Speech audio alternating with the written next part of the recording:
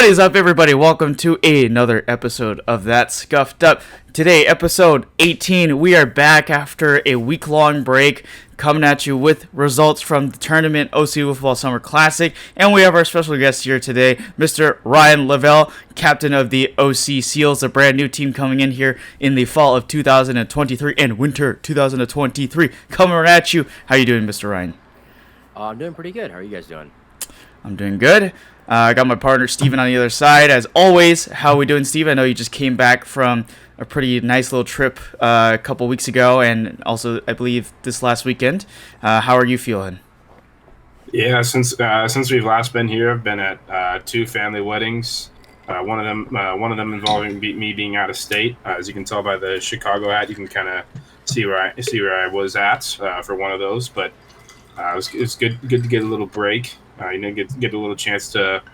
Sometimes, especially a guy like me, because I'm doing so much with. Well, sometimes I need a little break, and these trips are kind of a good break to be able to save the arm a little bit, and especially with baseball inning, it was a good chance to recover. But I'm ready to get back into it here. Absolutely, we're always glad to have you back. Did miss you during the tournament, but we kind of put things together, so we'll have a little bit more on that story later on. But obviously, our focus right now is to Mr. Ryan, guy who came in last season over the summer with Angel Hernandez Strike Zone. He's creating a new team of guys. We've got to see a little preview of it in the OC Summer Classic so far. They got some brand new swag and jerseys. You want to check those out, make sure you look out for them when they come in during the fall 2023 season. I'm not sure if you guys are Division 1 or Division 2 yet. Obviously, we don't know what the designations are, but from what I know, it's a pretty nice looking jersey. It looked nice. You could think like, oh my gosh, those are the LA Wiffles of OC. No, it's not the LA Wiffles of OC. It's the OC Seals coming at you fast and hard. Mr. Ryan, I wanted to ask you a lot of questions today. I've got some lined up for you, and we'll start off with just the basics. So, for yourself, you came in last season with the Angel Hernandez Strike Zone team. Had a pretty fun group of guys. I know you guys have some of those guys with the brand new OC Seals team as you guys are coming in here. What's kind of been like, what's your background in wiffle ball? Or like, if you didn't find wiffle ball initially, like, did you play baseball? Was it, did you find it in some other type of form of outlet? So first thing I want to say is I wish I could show the jersey, but for some reason the manager, I'm getting my jersey last. I don't know why. I'm the only person on my team that doesn't have the jersey yet. I still don't even have it right now. I'm gonna get it apparently tomorrow. Oh man! Everyone else had the jersey.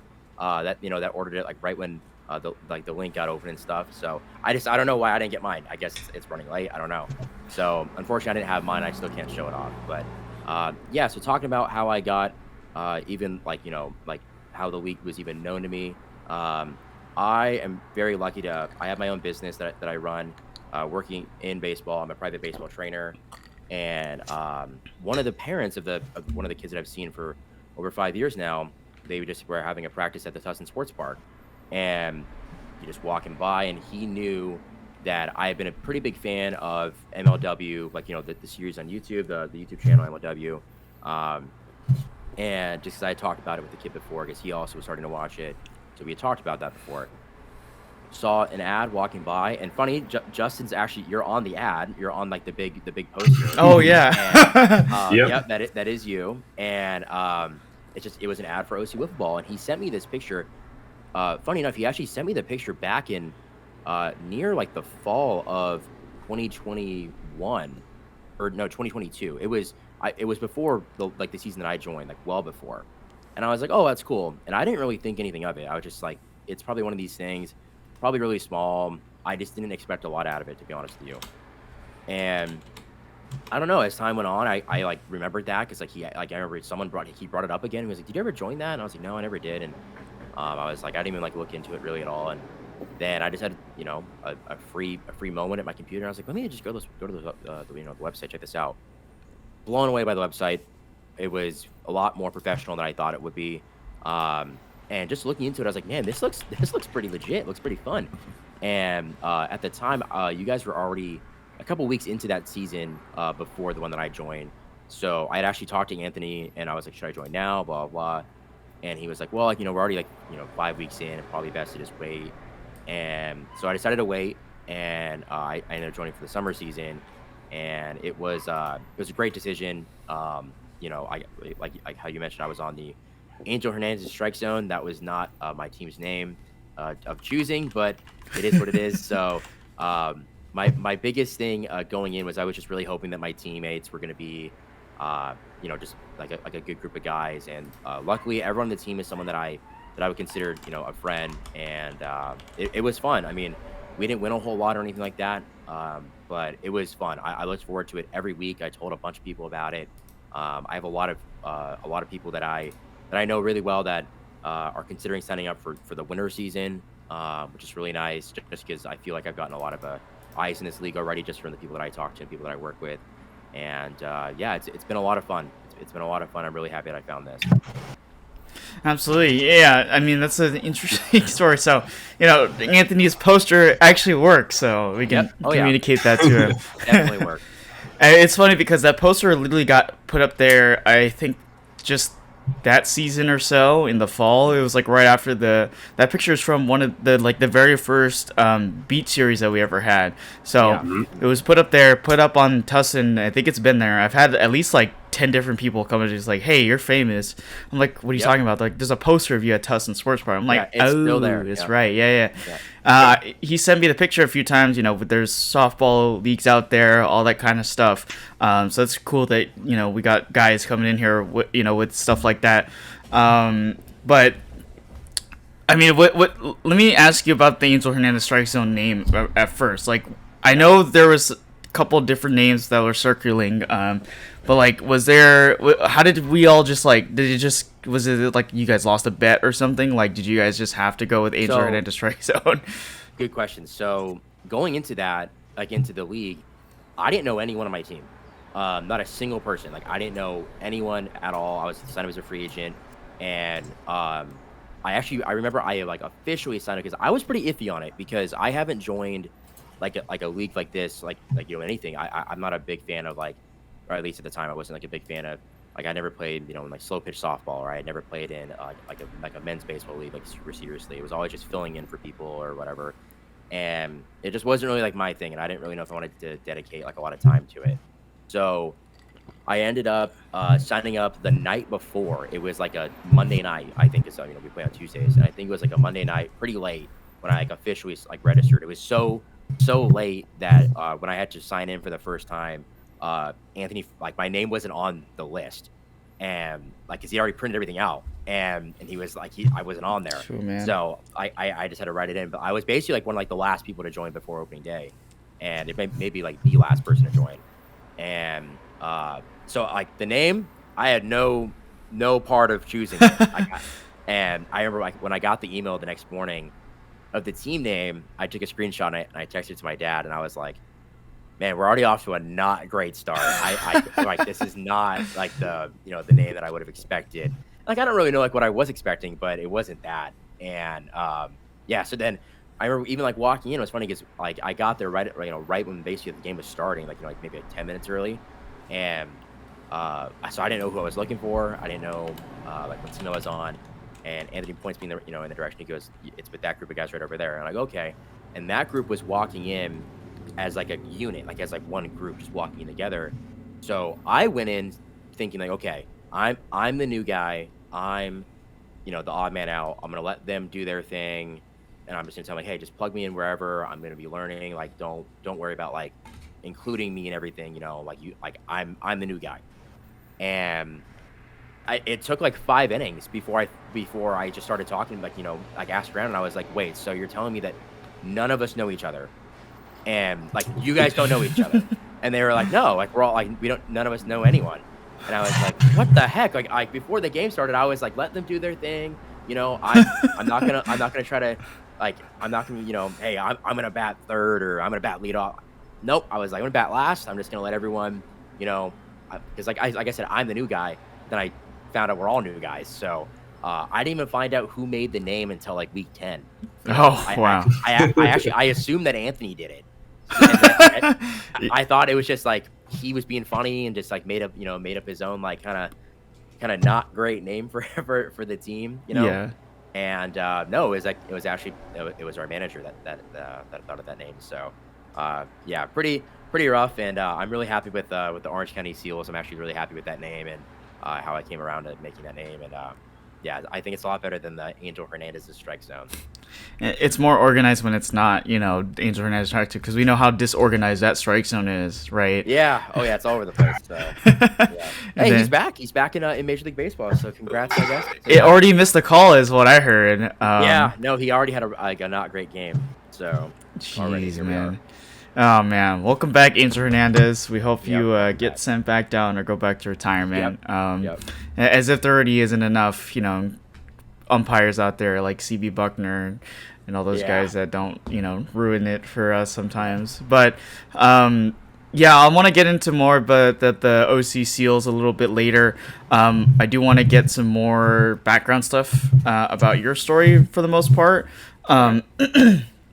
So, I mean, you own a business, right? You got your guys over there. Like, how is that business? Like, how is that business kind of built? For yourself. Like, what kind of told you, like, hey, I'm gonna start my own business. I'm gonna create this facility for guys who want to improve their baseball skills. And are like, as a person yourself in baseball, like, what's your like biggest experience thing that you like to offer a lot of those baseball players out there? Okay, so this is gonna be kind of like a bit of like a loaded answer, but my family, specifically my grandpa and my dad, longtime coaches. My grandpa coached, I don't even know for how long, probably over 40 years of coaching high school baseball experience. He was a pretty good player himself. He played baseball at the University of Notre Dame, and he ended up coaching in Compton, and he also coached out here in Anaheim. If any of you guys have ever been to Canyon High School, the field is named after my grandpa. It's High Lavelle Field. That's where he coached for a little while. That's my grandpa, and he was there for a good amount of time. My dad, growing up, my dad played baseball at Servite, played college baseball, and then ended up coming home. And basically, just when he came home, first job that he wanted to get is he wanted to be a baseball coach, just like his dad. So then he ends up being an assistant coach at Canyon for a while, and the head coaching job at a new high school in Irvine, Beckman High School, opened up, and he applied for the job. He got it, and he's been the head coach there ever since. So he just finished either his 17th or 18th season. I'm not exactly sure which one, like where we are now, but it's been a long time. My dad's been at Beckman for a while, since I was in like 4th or 5th grade. And I played at Beckman, had the opportunity to play some college baseball, and I weighed my options, and I just decided to end up staying home and just focusing on school. And then I was now like getting into the business side. I always like had thought about it, right? I'd always thought about coaching, and just because like of the family part. And it was pretty funny because we had a senior year at Beckman. We had a class project where you had to actually, for in our economics class, we had to create a small business, but it had to be like a legit, like it had to be like reasonable. It can't be like, I'm gonna open like a tech store that that sells like this and that's like, that's like, you're not gonna open that. Like something you could do this week, like you could actually like start this. And me and one of the other baseball players, shout out to Sam Harleen and I were partners, and we were like, we'll make it really easy. We'll just do private baseball lessons, right? Like it's super easy to do, blah blah. We did the project. I remember after the project, my teacher, I'm blanking his name right now, but he asked me like, would you consider doing that? And I remember saying, yeah, maybe. And fast forward like a year later, and like I was doing it, and it was pretty cool. I was working at a Target right by my house, and I quit. I hated it. I did not like. I could say like I wasn't like a big fan of retail, I guess. I don't know. And I didn't like really know what to do because I had to get another job. And my dad was like, well, I always thought you'd be a pretty good coach. And I was like, all right, I guess I'll try it. Like I've never done it before. I'm 18 years old. I've never coached before. And I basically just contacted as many little leagues and pony leagues as I could. And there was only one that I needed, that I really like knew that I needed to reply and like to get in contact with. And it was Irvine Pony. and Irvine Pony was the only one that replied. So it kind of worked out, and I've had an advertisement on Irvine Pony's website now for like 6 years, and that's pretty much where most of my players come from. Some players like are not from there, they just word of mouth stuff, but mainly it's Irvine Pony kids. So yeah, I've been doing that for almost 7 years now, and it's been great. I built up a lot of great connections. That job ended up actually getting me a job with the San Francisco Giants for a little bit. I worked with the Giants for a summer as a clubhouse manager in their minor league system. And by the end of it, I was basically an assistant to the hitting director, and it was great. It was fun for sure. I was 20 years old when I had that job, and I didn't go back because I wasn't done with college yet, so I wanted to continue going to school. And because I could have worked full time with the Giants, but it would have required me to basically drop out of school and find a different school to go to based on where where I was working. And came home, and I've been doing this for ever since. That was back in 2018, so I guess it's been 5 years now since I had that job. And yeah, it's been a ton of fun. And I personally think like the thing that I get out of it the most is just like seeing kids build a lot of confidence, because this sport's so hard, man. Baseball, it's crazy. It's such a hard sport, and what it really is just a confidence killer for a lot of these kids. Like, they get out there, and it's so hard to succeed that like it makes it almost like not enjoyable at times. But then I just let them know, like, hey, what you're doing, you're practicing, you're getting better. So then these moments of success come by a lot more frequently, and like it's fun. The sport is so rewarding, and yeah. So I think that's like my favorite part is just seeing the confidence build, and seeing kids trust themselves a lot more, and they kind of come out of their shell a little bit. They talk a lot more, and just everything is just seeing the success is awesome. Yeah, as a person, you have to definitely have a lot of confidence in the sport, because if you don't have at least a consistent, little bit of that in the tank every single day, then it's going to be a little bit tough for you to kind of succeed in any sports, I think, for a lot of reasons. Having that confidence, if you're a quarterback in football, you have to have a shit ton of confidence. If you're a pitcher in baseball, you got to have a shit ton of confidence, yeah. But that's awesome. You get to have that opportunity to teach, guys. You have your experience. You got a dad who has a ton of experience. You can share that knowledge with a lot of younger individuals and help them kind of build up with that. I'm sure you've met Dylan Hoffman. He's got that summer team, and we've been working with. So he's got that spirit of coaching new players and offering his experience. As someone who has a family of pretty famous people, in the Padres organization, so to speak. So there's that, and then obviously yourself, you got the field name with the name Lavalle on it, and then you got your dad who's over at Beckman High School, which is pretty awesome. But let's get back to kind of the main focus here, with the wiffle ball stuff. Steven, I want to turn it to you a little bit in case you got any questions you want to ask Ryan at all. Do you have anything you want to ask Ryan?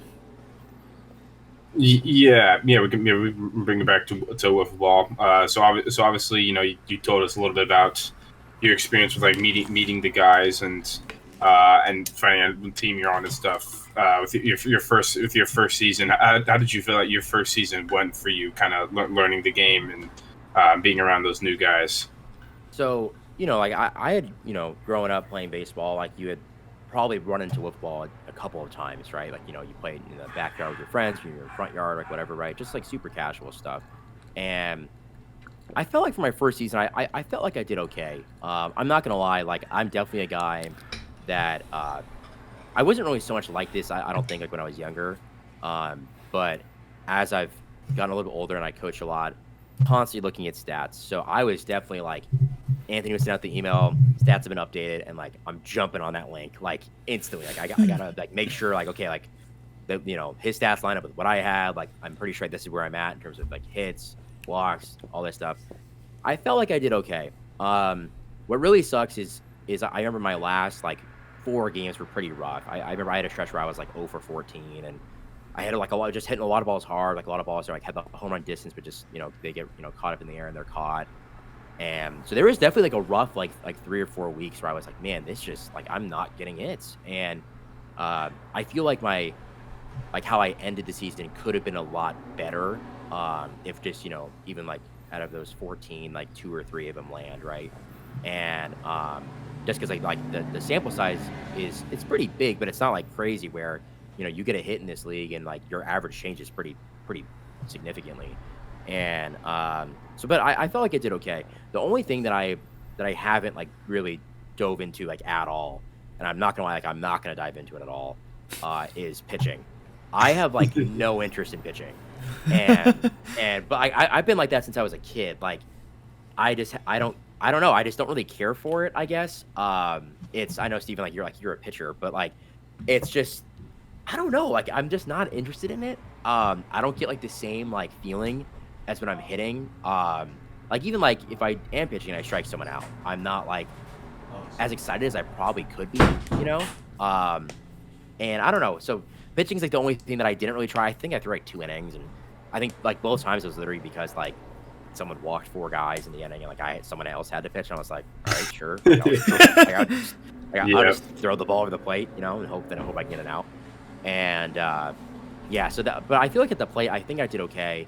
I walked a lot. I walked a lot more than I probably should have. I can actually get into that in a little bit later, for like things that I've noticed in this league that I think like really high level players do well that I think someone like me who wants to get there doesn't do well. And I actually think I walked too much. Yeah, but overall I feel like I did okay. Like I said, it could have ended a lot better if just 1 or 2 things had gone my way near the end of the year. But I feel like for my first time I did all right. Yeah, I mean, I'm looking at the numbers here. I mean, pitching wise, you did pitch 2 innings, only allowed 5 runs. That's not too bad at all. Wrong. I'm not gonna lie. That feels wrong. I think the number was like closer to like 10. No way. 5? That's what the stats say. It says you pitched 2 innings, had 2 strikeouts, and only allowed 5 runs. Well, it could have been a situation where you come in with runners on base, and those maybe runners on base belong to the other. Yeah. It's ERA of 15. That's not too bad, especially compared to Justin over here. Where's his ERA? I was gonna say it's like a 110. You're up. You went down to 110. Yeah, it's a 110 or something. Really? I mean, it was bad. Just like I think the stat is like I don't even have, or maybe not even 1 inning pitch. Like it was that bad. You recorded. You have 2/3 of an inning and allowed 11 runs. Yeah, 2/3 of an inning, 11 runs. So don't feel bad. You gotta get one more out. You gotta get one more out this year. You need to log at least an inning on the mound. Yeah. It's funny actually. The very first season Justin played, he was actually our second pitcher. That was before we had Jordan. I think you had a relatively good ERA. I think you were somewhere around the 5 or 6 mark.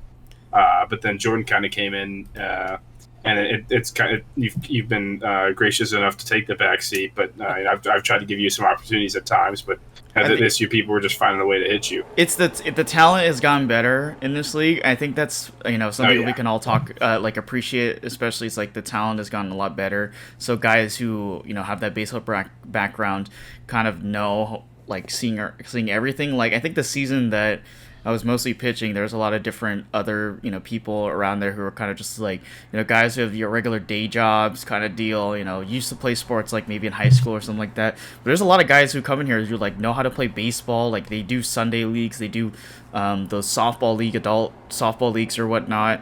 And then obviously like you got True Hendrickson, the Hendrickson brothers, and then the Hoffman brothers, blah blah blah. I could talk about it all day, but like, yeah, the talent bar has kind of definitely gone up. Even for Jordan this year, is like the ERA for his thing was a lot different this season than compared to like the spring season, where he pitched pretty well. But I think like towards the end of this season, like you could tell like people were starting to see a lot of his game with the pitches and stuff. But yeah, I think the talent stuff has kind of gotten really good this season. I mean, yeah, maybe you guys could clip this. Like I just got a PS, like put this out here for any new players. The stats that you're gonna see are crazy. Okay, in this league, like that was like one thing that like blew my mind. Is I was like, hold on, like, and like we had a speed limit of 62, but like still, like, you're like 38 feet away from the zone, or like 36 feet away, whatever it is, and like so it still gets on you pretty quick, right? And you got the movement on these pitches, right? The league average OPS was like 12. It was like a 1.2, and like if that happened in a major league season, for like a player, it's like this is the greatest historical season in the history of baseball. And And then in wiffle ball, it's like, no, that's like you know, the 5-hitter from the Avocabro. It's like that's just like what they have. And it's crazy. Like, it doesn't make any sense. And like it was funny, you're saying like, yeah, like a 15 ERA, that's respectable. And I feel like if you don't know this, you're like, what are you talking about? Like, what do you mean, you know? And it's like, yeah, like, dude, people mash in this league, or at least in the last season they did.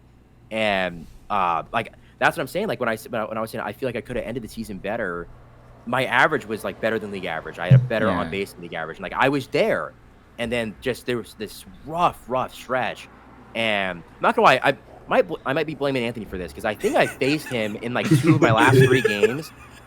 And I was like 0 for 14 in front of the commissioner. And I was like, man, like, here I go. Like, look at this. Maybe I was like, I got to kind of show out a little bit and whatever. I'm trying to, you know, a little bit too fly ball happy or whatever. And like, I go over, you know, but so like, that's like, I was doing better than league average. And I felt like that was pretty good for my first season. And then, like I said, that stretch just killed me. But like, I still feel like I had a good year, but like, that's to any new players, like the numbers are going to be crazy. Okay. People are going to be giving up hits all over the place, a lot of walks. Like, it happens. Like the pitching in this league is pretty good, but even still, I would imagine like that it would be fair to call this like a pretty offensive, like dominant league. Like, I think offense, you know, has a pretty good control over this league rather than the pitching. Yeah, I mean, especially over the past couple seasons, the offense is kind of has started to take over. You have some pitchers in there who are able to make some low scoring games, like Dylan Hoffman, like Drew Hendrickson, like a guy like myself. Yep.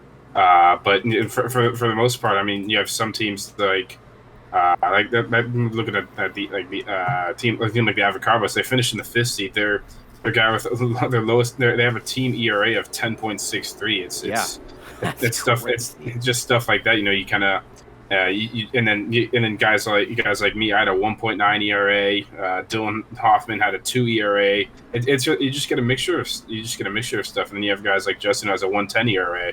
But you get a big mixture of stuff, and just overall, it's gotten more hitting with the slower speed in this league compared to some other leagues. You're going to see a lot more hitting, and that's kind of what we want for this league. I mean, this league would be kind of boring if every game was 1-0 or 2-1, stuff like that. I fully agree. Yeah. But you know that 62 and that speed limit used to be higher actually. Before it used to be set at 65, and then once we got into the spring of 2023, we decided to lower it and make it to 62 to make it a more offensive game and challenge the pitchers a little more. And so I think maybe this season or next season you'll start to see more pitchers with a lower ERA, but it's just about figuring out these pitches and stuff like that. You know, how to get the ball moved the way you want, and how to change that offense, how the offense is going to adjust to that. And it's all luck of the draw sometimes. You know, sometimes you hit a home run, and then it gets caught in the outfield. I mean, we've all had that happen numerous times to us, or just to play. You know, if you hit a ball hard, but it goes right at someone, and they stop it or catch it. It's just one of those things that happens. Yep. Yeah.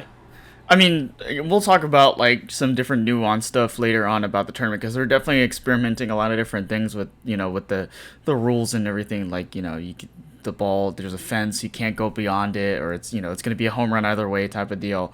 But like, the batting stuff, it's like, okay, for example, like Shohei Ohtani has like a 1.00 something OPS, right? And then you go over to like the LA Wolves OC, or like the Avocabros. Like, you look at Lucas Sardo or like Steven Hayden. Steven has like a freaking 2.072.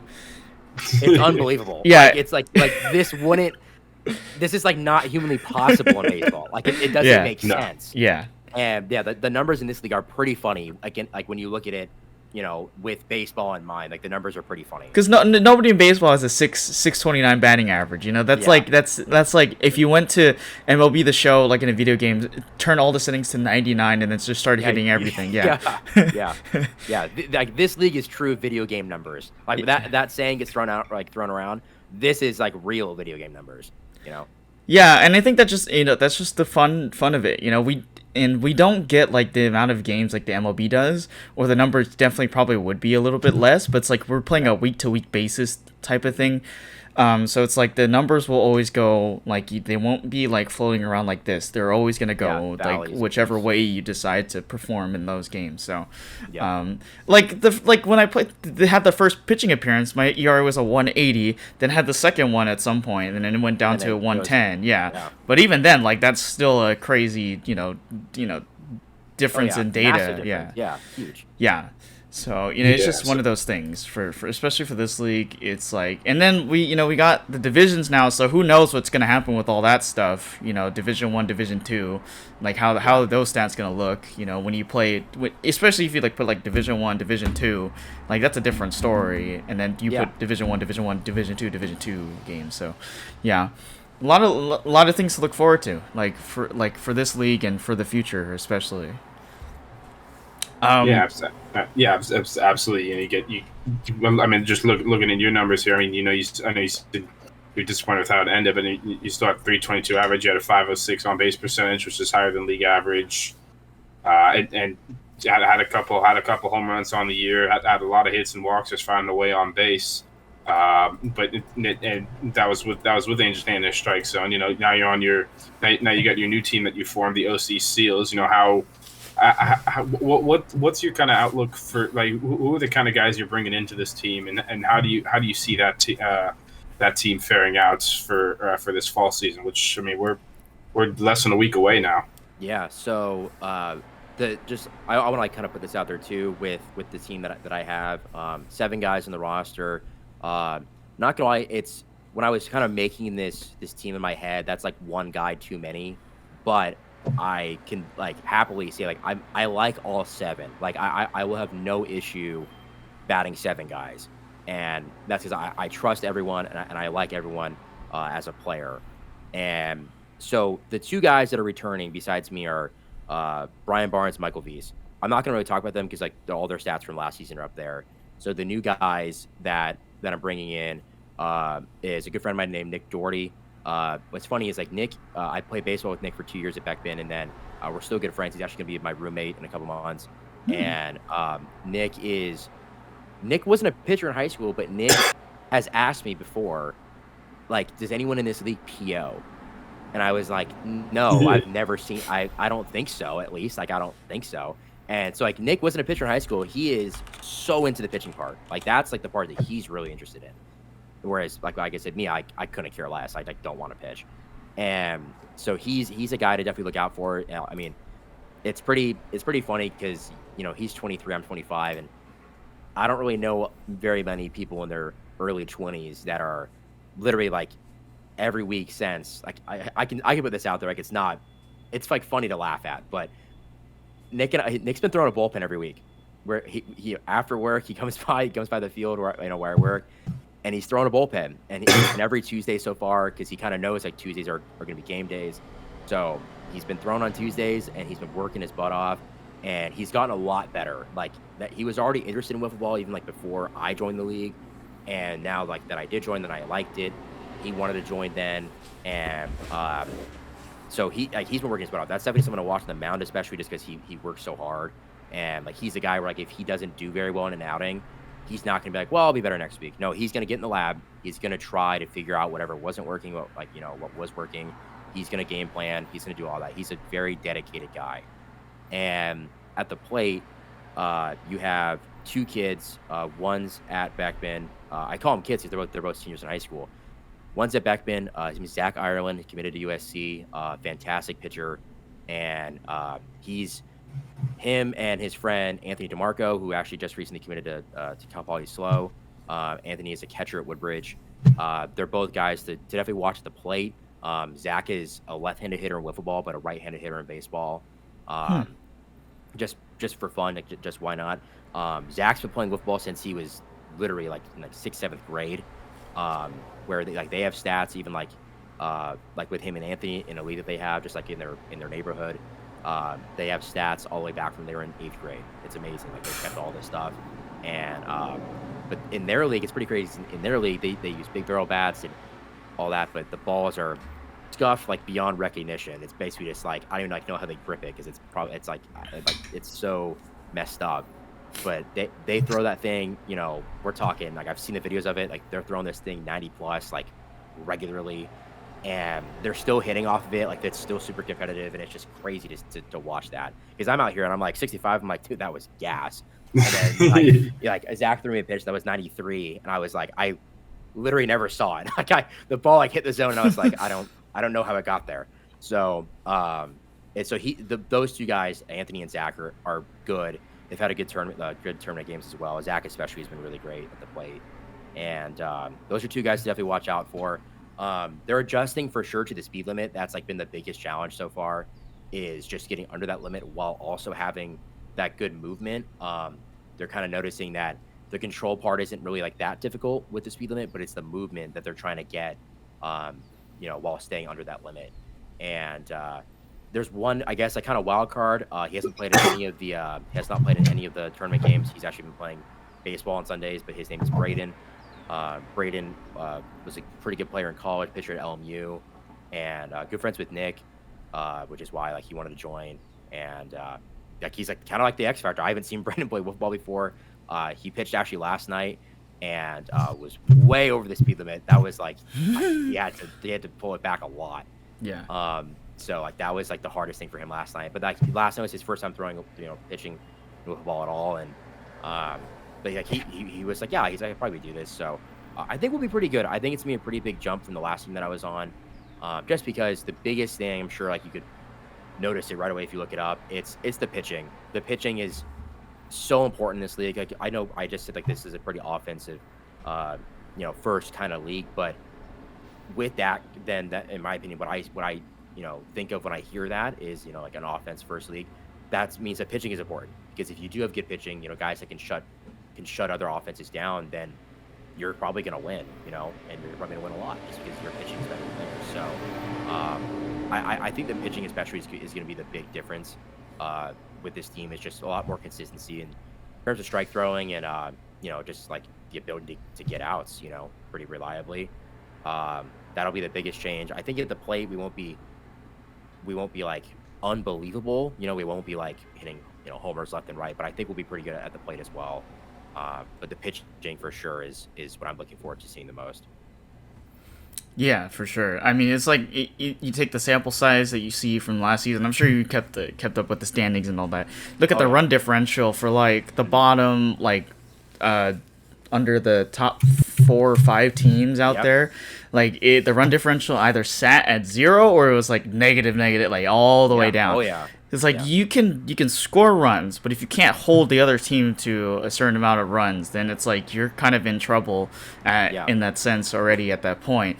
So like for a team like, you know, Beach City Bombers, and then like you know, you got Dylan Hoffman's team and Drake Hoffman's team, like they had success because they have good pitching, and then they also have the bats to do like what they need to do. Yeah. So like their run differential was like the other way. It was like more inflated in the positive. So it's like there's that weird discrepancy throughout the season with like the run differential stuff, but you could tell like, okay, this team is doing this good because they have the pitching, and then they also have the bats.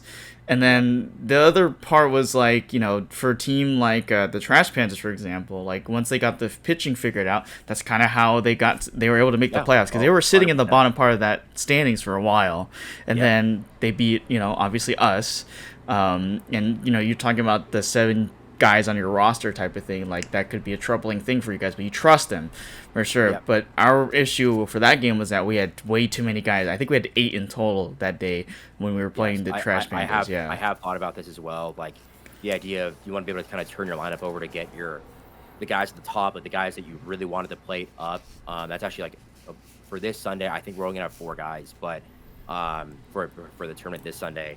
And I'm kind of okay with that, because part of me is like, okay, that means more at-bats for Zach, more at-bats for me. Like, I'm okay with that. Yeah. And, you know, it's fun. But, yeah, like, with these 7, I have thought about that. Like, man, there's going to be some days where I'm like, man, we won, but I only had 4 at-bats today or whatever. I only had 3. And I know for some teams, you know, if you bat 4 or 5 guys, you're like, dang, I had 9 at-bats in that game. And it's really fun. So it's definitely going to be a balance of trying to feel like, okay, you know, I have 7 guys, and like we just kind of either accept like we're not gonna have as many at bats as we could, but we're winning, So like that's like the fun part is like at least we're winning, and we're doing well. But I have noticed that. I even thought about that in the World Series game. I remember the Beach City Bombers brought like a whole team. They brought everybody, and I was wondering if that was gonna backfire just a little bit, and it didn't.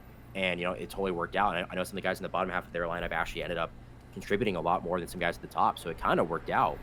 And that's I have thought about that, but like I said, luckily I do trust everyone on this team to be at least competent at the plate, to where they're not going to kill us and they'll put up good at bats, whether that be through walks or hits. Like they're gonna be a good at bat. So I feel okay with that.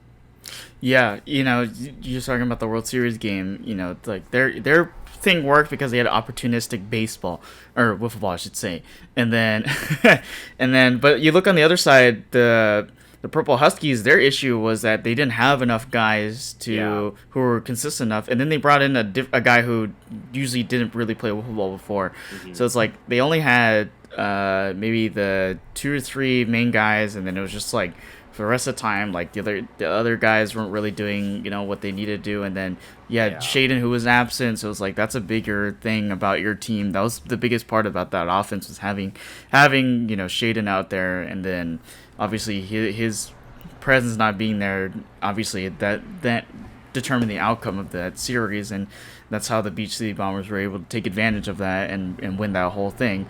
And it really wasn't. It was, they had good pitching, and then their other guys like in the lineup were doing just things that like out of nowhere, just like, hey, I'm gonna take my opportunities, and then I'm gonna score on these things, and then capitalize on a few mistakes that some of the guys on the Purple Huskies made out in the outfield. And that's, here we are now. We got a new championship who's crowned, and it's a team who were a year ago, or I should say a season ago, like 1-9 or 1-10, and then they literally flipped the card around and became like one of the better teams in the league.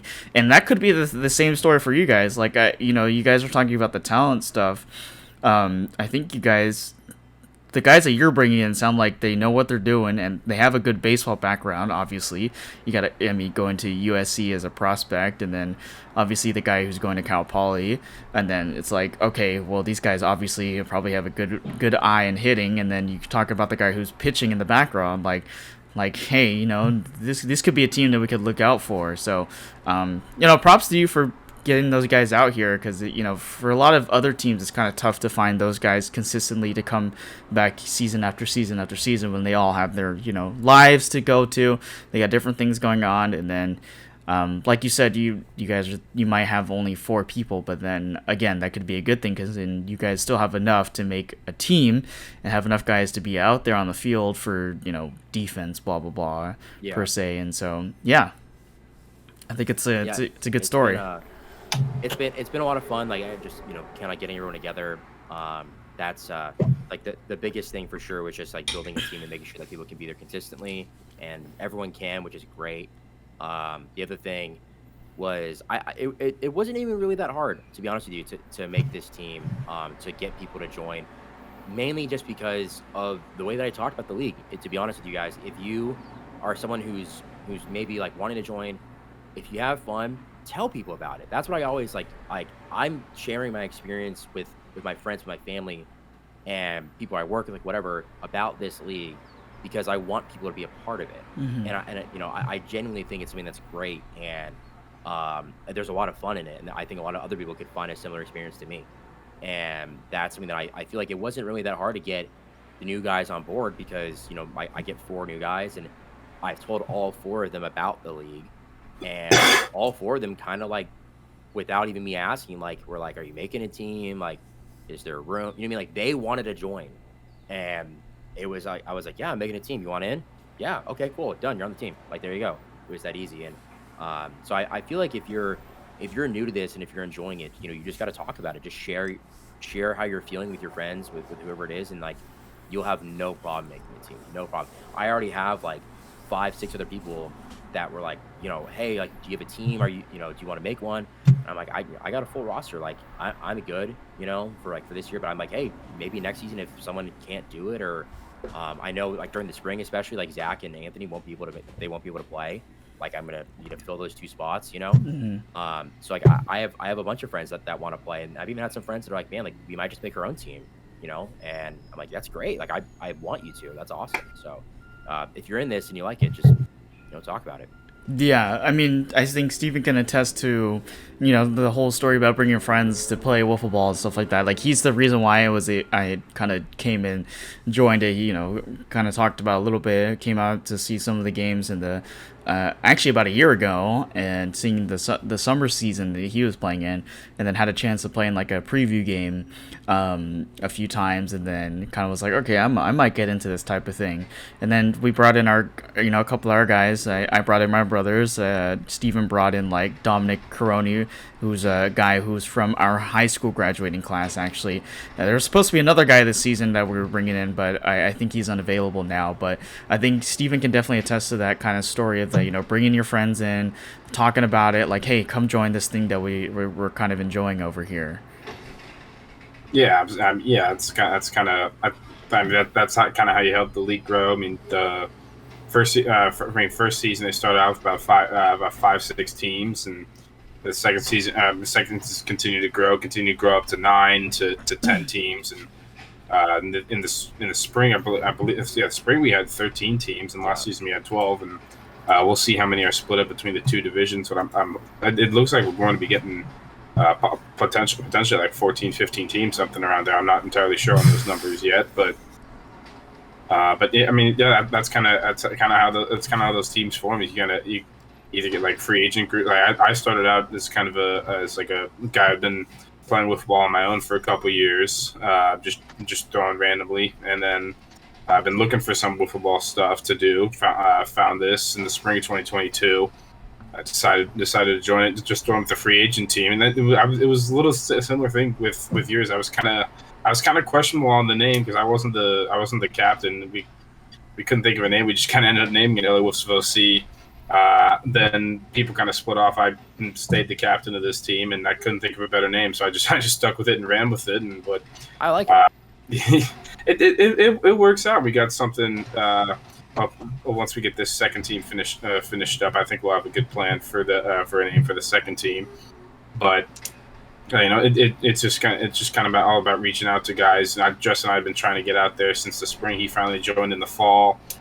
He brought out his brother Ethan. I had my guys. I asked Austin Cutter and Dominic Caroni to come out there. And then the only person, I didn't know Jordan until outside of wiffle ball. I just met him through there, but I got him to join my team. My core group went on to win a World Series, and then some of the other guys I've even bring in, whether it be from baseball, be from the other wiffle ball leagues I play in, it be from guys who used to play in the league and stuff like that. So it's just kind of how the league goes. You just spread the word out to your friends, and hopefully if they're able to, they join. If not, then you bug them about it again for the next season if they're interested. Yeah, absolutely. I mean, the LA Wiffs of OC name kind of was like, just there for the most part. It's for me, like, it just came in there. It's like, oh, it's a play on words, like LA Angels of Anaheim, whatever the fuck. Yeah, right? I figured, yeah. Yeah, and then so it was like that, and then I was like, all right, I'm gonna make a logo for this. So I showed Steven how the logo. Now we have a jersey, blah blah blah. Everything kind of goes that way now. There's social media and stuff like that. So, it's kind of expanding on that name a little bit. So now you guys have OC Seals, right? Is there a little bit of inspiration behind that? Like, is there a reason why you guys decided to go with Seals for the most part? Yeah, so this was not the original name. The original name, I was a pretty big fan of when I was growing up. I don't know if you guys remember, or I got ever heard of a travel ball team down here called the Orange Juice, and I always loved that name. Like take out the city and you are the juice. The juice. And I thought it was like great. And you throw the city in there, obviously it's like it makes more sense, right? So I always liked that name growing up, and so that's what it was going to be originally. And basically, like, after some thinking about it, it was just kind of tough because like I'm not a big fan of team names that don't end in an S.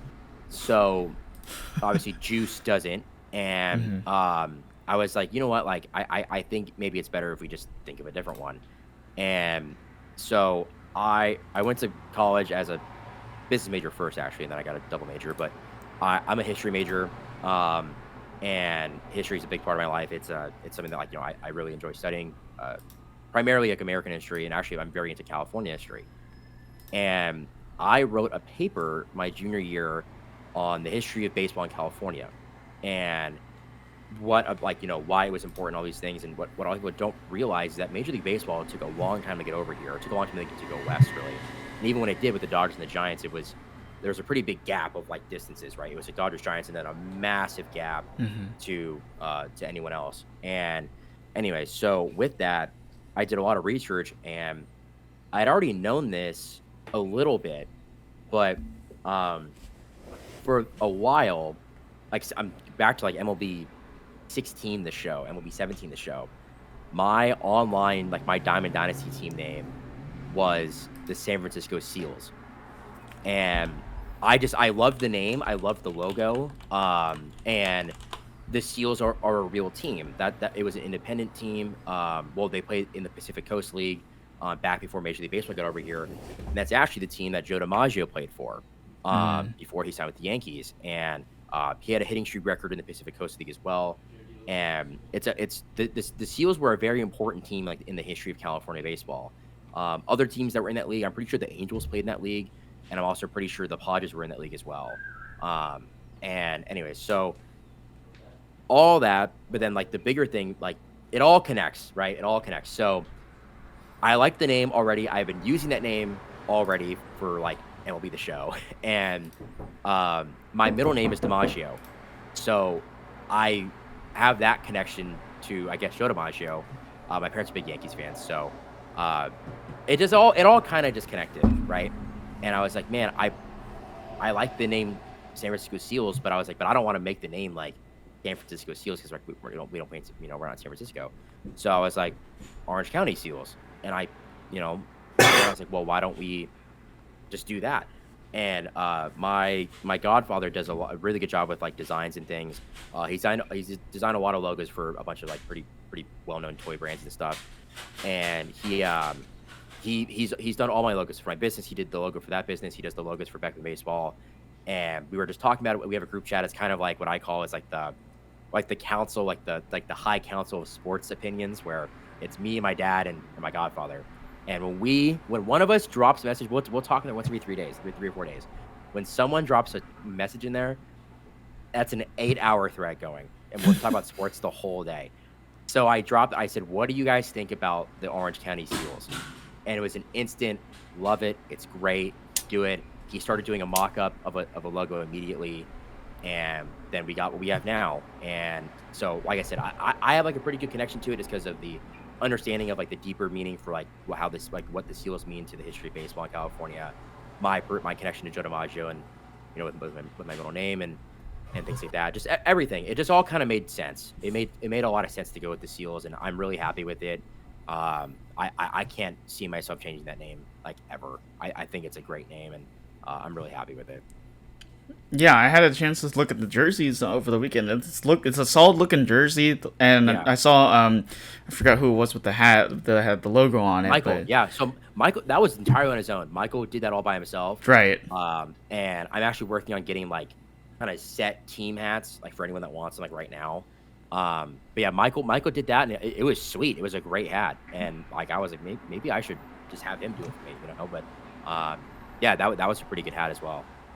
Yeah, it's a nice looking hat. The logo, I mean, I just looked it up. The San Francisco Seal logo looks pretty similar. So I guess you guys just kind of switched the San Francisco to say, like, OC Seals or something like that, right? And the baseball is also a wiffle ball. Right. Okay. Yeah. That's important. That's important. Really happy with that as well. But yeah, I think it looks great. We changed the colors a little bit. I know theirs is, like, more of, like, a burnt kind of orange. Yeah. Ours just, like, pops a little bit more. It's a little bit like a lighter orange. And the blue is also a little bit darker for the San Francisco Seals as well. But yeah, it's not like our own logo. It's obviously inspired, and but I'm really happy with it. Yeah, I mean, like, the Trash Pandas use the same thing as the Trash Panda, which is the AA affiliate of the Angels, right? And then whichever other team out there has been kind of inspired lately with different names and whatnot. Well, you're talking about the weird name about Angel Hernandez strikes, and you thought it was an Anthony thing. Anthony's changed his team name like 1,000 different times. He's talked about some seasons, and he's like, "Oh, that's when I was on this team." I'm like, "Dude, like every season is like a different name. I swear, it's crazy." I think that's what it is. I think it's a running gag or something like that. It's kind of funny because I know this last season it was the Goat Hill pitchers, and when I started doing the podcast for that season, I thought it was like a new team that just came in, and then I found out it was Anthony on the team. I was like, oh, it's just one of his team names that he just decided to change it to, and I was like, oh, okay, that's pretty funny. He's had Bat Intentions as one of them. Steven has been in the league longer, so he probably remembers a lot of those names for Anthony's team. I think Bad News Bears is also another name. And funny enough, he also used to play for the Beach City Bombers as well. Yeah, that's right. Yeah, the very first season, but he's changed the team up with his name, just make it interesting for his guys. I think he's trying to. He's also had the Good News Bears that he was just at for the spring. So he's had a bunch of different names. Just make it interesting for the team. Just have something new. You have some teams that are set, like our team. The Wise Guys were in here. You had that was set, but you just find a different way to make it interesting for his team. Yeah, I think it's fun. I think it's fun to do it either way.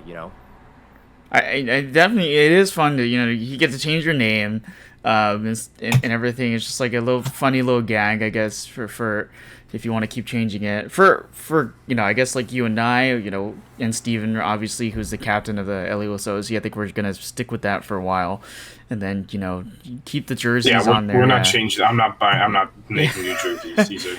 Yeah, we're not rich like that, just like, I think Plastic Pitches, or I should say Purple Huskies, have changed, their name used to be the Plastic Pitches. They used to be one team when they first started. They split off into two teams, and now you've got Purple Huskies, and then you've also got Dylan's team, obviously. I'm forgetting the name here. MS Warriors? Yeah, MS Warriors, there you go. Obviously, those are inspired by the loss of his longtime girlfriend. But, when they were Plastic Pitches, they had, the first season they had one solid jersey, and then the season after they had different jerseys, so they had enough cash to spend to create new jerseys every year, and now I guess they're going to have to get a new one because they're a different team name now, so... That's the Seals. Some guys in the Seals have been asking, are we getting City Connects? Are we doing anything like that? And it's not. I don't know. It's not in the works yet. Yeah. We'll see how the season goes. If it's a good season, maybe if we win the World Series, I would love to get a gold outline, just what MLB teams do now. I think that's awesome. Maybe something like that. But I guess right now we're just gonna stick to the one jersey. Yeah, maybe LOS OC could get the Great Park hot air balloon or something like that. City Connect. I will say, we do have a alternate logo that is on nothing yet. Really? So yes, and it's basically the Seal logo, but the background it's the borders of Orange County. Oh, okay. Okay. So that's an alternate logo that I'm thinking about actually making that the hat logo. I'm thinking about that. That would be pretty sick, actually. I think that would be a solid logo. I would definitely love to see that. Yes, yeah. So I mean, we've been able to see this stuff out there, the jerseys and some of your new teammates and stuff at the tournament so far. That's been going on for a couple weeks now. We're 2 weeks into that. We're getting ready for the playoffs and championship coming up this coming Sunday, which will be in a couple of days when this podcast is out. What are your thoughts so far, Ryan, on this tournament in terms of how you guys have done? And what's your overall thoughts of just of being out there in a different environment from the league? I think this tournament overall, the idea of it, having it before a season starts, right? Great idea, because it gave opportunities for people like me who are wanting to make a new team. Okay, let's have some guys come out. You're not committing, whatever, $80 or $90 to a full season, $15. You're playing 7 games. It's awesome, right? Super, it's very, very affordable. And coming out and doing that, I think, like I said, just this tournament in general, it's a good idea to just get new people kind of like get their feet wet, see if they really want to do this. Maybe not so much. I know there wasn't like a lot of like free agents that signed up, but like from what I know, like there was a lot of like new people on new teams and things. So I think that that's a great way to look at it. Is like for me especially, it was a great opportunity for my new guys to see guys, and so that that way when they show up, they're like, oh, who's that, or like, oh, like who's that team, are they good? Like they've seen some people already, and they kind of an understanding of like how the league works. They've met Anthony, and we've just been together as a team already, rather than day one. I actually would like love the idea if there was like almost like a preseason, like a week, like preseason, like 1 week, to just play, and then maybe like Anthony could go over the rules then, rather than like have to do it on opening day. I thought that would be a good idea, but that's kind of like what the tournament kind of is in my head. So overall, I've liked it. Big barrel bats are definitely different. I will say, like with that, I haven't noticed too much of a difference. There's only been like a handful of times where I'm like, that is not a hit with a yellow bat. Like most of the homers you see, they're homers, like for sure. Like I haven't really seen too many cheap ones. Like if maybe like one or two. Not really even like too many cheap hits at all.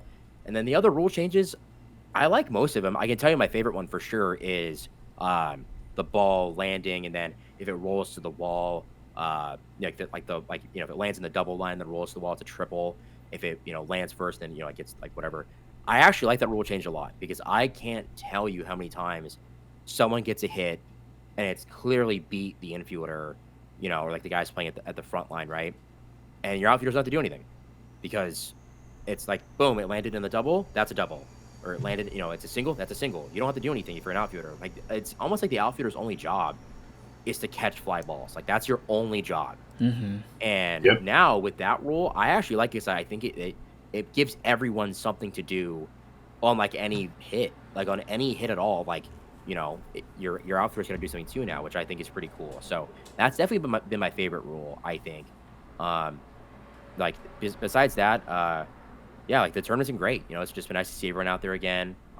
It's been hot. It's been hot in those 2 days, especially like in the later games. But it's been a lot of fun. I mean, haven't had too much success as a team. We're 1-4, but in those 4 losses, we lost by a run, we lost by 2 runs, we lost on a walk-off. So we've been in every single game, which is great. That's like something that last year I can't really say that. So like the record, I don't think is a good reflection of like how well we played. And we can hit, we can hit pretty well from what I've seen in this tournament. Obviously, like big barrel bats, yeah, that's true. But I feel pretty good, even though, like I said, the record isn't like amazing. It doesn't like like make you like, oh wow, like there's not 4-1 is a lot different than 1-4. But I still feel like we've been in every game, and like we're pretty good. So the other thing too is like I also keep reminding the kids, I'm like, well, like look who's here. You have the combination of the Huskies and Warriors, right? You have you guys are there. LA Wiffles are here. You have Wiffle D's, who's been in the league before. Like these are good teams. These are genuinely like good competition teams, and I think that we played really well for who's in this, and for being new to this. Yeah, you guys have been winning a lot of close games. I mean, you guys can clearly hit. I mean, obviously I wasn't there, but our game against you guys was a 15 to 14 game. So both teams were putting up a lot of offense. Mm-hmm. I'll give you a little preview now. So with the 1-4 record, you guys finished actually as the 5 seed. Your win over the Tiger Town Batters was a difference maker in the seedings, putting you ahead of the Tiger Town Batters. So you guys will play at 9:30. You guys will take on Wiffle D's, who are in the 4th seed. And then you guys are playing an elimination game, and then the winner of that game is actually going to play the LA Wolves of OC as well. How do you feel? How do you feel going into that? And do you feel all it takes is a day? Do you feel confident you can make a run and possibly get to that championship game? I mean, Wiffle D's that's a good team. Obviously, like they played in the last season. They beat us in the first game. We lost the game, I believe, 10-12, and we didn't have like our best stuff on the mound that day. It was my friend Nick's, it was his first time ever throwing wiffle ball. I don't know if he'll ever admit it, but definitely nerves, like 100%. Like first time throwing, in a competitive wiffle ball environment, like in general, right? So definitely different for him. And he gave up some pretty hard contact on like just like trying to throw strikes, right? Like was like really throwing his best stuff. And I think going into this with the pitching that we have, like with how everyone's kind of settled in on the mound, I think we'll have a pretty good chance. I definitely know that they have one guy that's pretty good in the mound that like was great against us, and then we scored all 10 runs in the last 2 innings. And so I feel like if we can maybe do something against that first guy, we'll have a good chance. If we just try to limit the runs that they put up, because they can swing it for sure. I keep seeing like they're hitting bombs left and right in this tournament. So I feel good going in the first game. Like I'm not gonna say like, oh, we're gonna win for sure. I mean, it's wiffle ball. But then even against LA Wiffles, I mean, like you'll be here this time, so that's definitely a big X factor. That's a huge difference maker. So like we'll see. If we get to that game, like I guess we'll figure it out with from there. But I feel at least good going into the first game. So that's a good feeling. I can't really say that I felt good going into the games last season. So just that alone, like and how I'm feeling is pretty refreshing. Yeah, you get some good matchups here. I think that game between with you guys and Wiffle D's could go either way. I think it's a very close matchup, and then we'll talk about more the other side as well. You have the Tiger Town Batters taking on OC Smash on the other side, and then the winner of that will play the MS Warriors, finishing the 2 seed. But then there are multiple teams here I can see winning this thing. Even OC Smash, a bunch of new guys, a lot of Santa Margarita baseball players. We played them their very first game. We kind of mercied them, and they started figuring stuff out. They had some success, and only lost to the OC and MS Warriors, so they were able to beat the other 3 teams below them in the standings. So it should be interesting. Me being back will be a difference maker for our team. We ended up. We played Wiffle D's right before we played OCCs, and we beat them 9-1. I believe my understanding we had Dustin Staggs and Chris Lee pitching in that game. They only scored one run off of Chris. So who knows what the offense will be like, especially with Wiffle D's. They lost. They went into the last Sunday. They were 2-1, and then they finished up 2-3. So we'll see what happens. I think that's going to be a very good matchup between you guys. But we're experimenting with some new things, some different rules, some stuff like that. Some stuff I've wanted to get put in there. But I know there's been some confusion with some things like that. Some controversy to go on, whether it be with like my team and Anthony's team, or there's another situation from what I heard between the MS Warriors and the Tiger Town Batters, but. Things are still relatively new, and we're trying to get them ironed out. So I think this coming Sunday, the 13th, is going to be going to have some good matchups, and it'll be a good warm up into the season starting on Tuesday. We sometimes do have like a preseason type of game. Anyone comes out that wants to. And we go out and play. We go to a park and we play a couple scrimmage games and things like that. But this time we went with the tournament format, and we'll see what happens on this Sunday. Yeah, I mean it's been a lot of fun. I definitely think that like everyone in this has a pretty decent chance. There's only 6 teams, but it's pretty cool to say like there are 4 teams that I think like have a chance, to win the whole thing. So the tournament's been really fun and definitely a good introduction for the new guys, I think. Yeah, absolutely. We'll see how things shake down this coming Sunday, but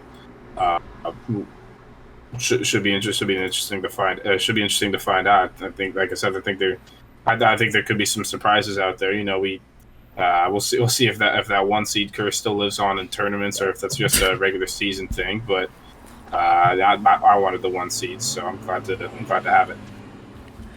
Yeah, I did want to retract a little bit for you, Ryan, about the whole preseason thing. Yes, the tournament is a good idea, especially there was actually some Anthony used to do these kind of like exhibition preseason stuff before seasons before actually. Okay. I'm not sure where that has gone, but he used to do it. We got the tournament, and so taking on 3 weeks instead of. And he mixes it in there sometimes. Sometimes he's away doing other stuff, whether it be work or vacation or stuff like that. Well, I mean, especially for like this summer, I think we didn't have one per se, like not before the fall season. Like the tournament definitely is that preseason type of thing for a lot of those people who are coming into the league that are new. I mean, like for like say for like the summer, I don't think we did have that preseason thing available like we did in the springtime, but it was there available for a lot of those guys who were trying to think like, okay, I want to see how this goes out, and then decide if I want to do it or not. And then you get to explain those rules, and then like for example, Steven and I went out to the one because we usually have them in Irvine, and so we'll show the guys there like, okay, this is some of the pitching you might see. And then there's also like the newer people like, okay, now you get an opportunity to go hit, or you get an opportunity to go pitch and then go play out in the field and stuff like that. So that's still there. Obviously the tournament is kind of taking that spot for the preseason thing, but I don't know, maybe for the winter time it could be a thing that might come back later on. But yeah, that has been a thing we've done in the past for sure. Yeah, that's definitely a good idea. Like I didn't know that it had been done, but like I think it helps a lot just to get the new people introduced to it before we start. Yeah, and I've talked to Anthony before about maybe making a rules video. I haven't gotten around to that yet, but putting up a rules video like on his website that explains everything to everybody to make things more clear. And I think also in this tournament especially, we definitely have to clarify some things too with the rules and stuff. And I know you've seen that as well throughout the tournament. But that's just like, we're trying something different, so it's like there's new things that we have to kind of keep an eye over on, and then just be able to communicate to everybody like this is the way the rules should be interpreted, the way like that's how they should be interpreted, and we need to be able to project that more clearly. I think people have really enjoyed the home run rule with like the balls going beyond like a certain point in the field. Ooh. And then like the big barreled bats, like there was a reason why we had to extend the field more, is because like, okay, you're giving the advantage to the guy with the bat, so you kind of have to expand the field a little bit if you're not giving the guys the opportunity to go beyond those cones and catch that home run, right? Mm-hmm. I don't know, what do you have an opinion about the home run thing? Yeah, I don't think I like it. Okay. I don't think I do. I don't know. Like, I'm kind of like indifferent about it, but in my head, I'm like, I don't know. I feel like if there's no fence, then you should just go get it. Like, if you can catch it, just go catch it. But like, that's the thing is, like, I'm also, let's say that, with the Great Park setup, right? If Anthony had set it up so the outfield, like the home run line is basically like the outfield fence, I wouldn't complain. I would be like, yeah, that's fine too. Like, but because we have a fence, I feel like if there's no fence, you should let me go try to catch it. Okay. But if there is a fence, I'm cool with that. Like, that's fine by me. Like, you hit a bomb, you hit a bomb. But I don't know. I kind of like what I had in that summer season, like the first one that I played in. I kind of like that. So I think I would rather like just stick with that, just because I'm just like familiar with it. But I don't know.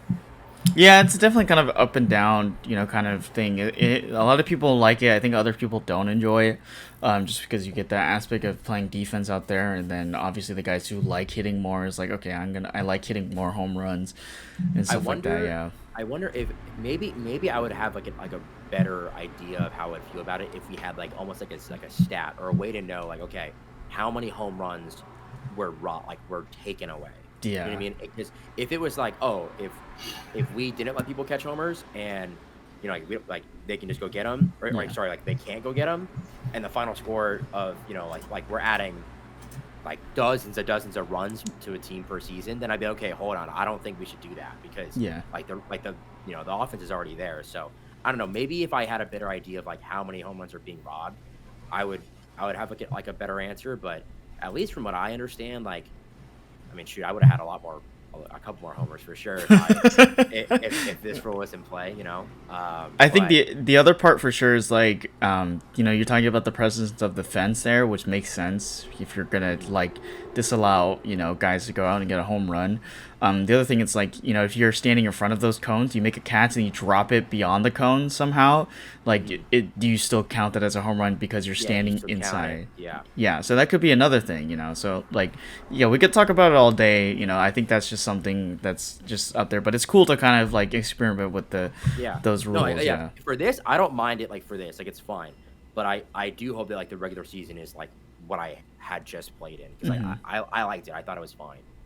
And I think I don't think that was going to change. I don't think that aspect is going to change. There'll be a couple things that'll be a little bit different, but I mean that aspect is going to stay the same. If we were at like a baseball park or something, I think we could have like the fences all over for the tournament and stuff. You know, we appreciate Dustin for letting us use his fences and stuff. That's the fences he uses for his tournaments in Fullerton. But for two, he's used to a smaller dimensions of the field in terms of the width, and so that's what would cover two fields for him is not enough for us. But we're gonna have which one of the two fields, whichever field is hosting the championship game, is gonna have a full fence there, so it's gonna be more legit. So that's fun.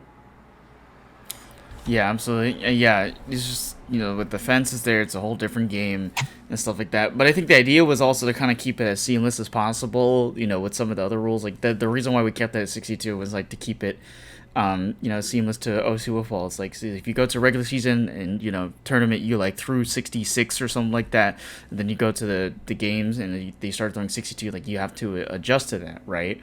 And then, all the other rules and stuff like are somewhat similar to OC Wiffleball, like the infield cones, versus the outfield stuff. But like you said, like you like the idea of like the ball gets hit hard enough, goes beyond like the first set of cones, and the outfielders don't need to do anything.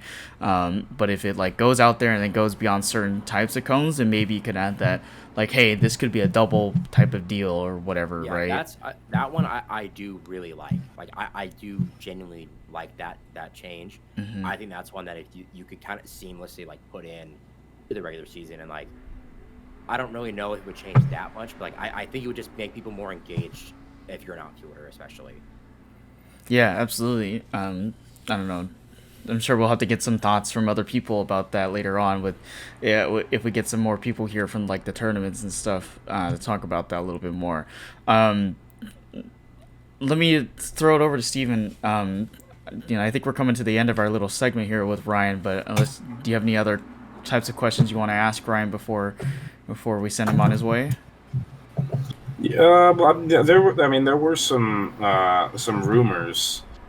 I was hearing it during our playoff game against the Trash Pandas that you were possibly going to do some stuff with the Trash Pandas in terms of making a team. It doesn't sound like that's still the case. Water under the bridge. Yeah. Yeah, things happen. Things happen. They had some success, and it's at the end of the day, just things didn't work out. But I mean, for the most part, that's about all I have for Ryan, unless you got anything else. Well, I mean, does that give you guys kind of a chip on the shoulder? No. I don't know how that story went though. Absolutely not. No. Okay. So the plan was. So it's funny, like we only won 2 games last year. Yeah. Or, last season. One of them was the Trash Pandas, and like I remember there was like a point where we weren't even at the bottom of the lead or the standings. Yeah. Where we were ahead of them, and I was like, man, how is their team worse than us? Like there's like no way.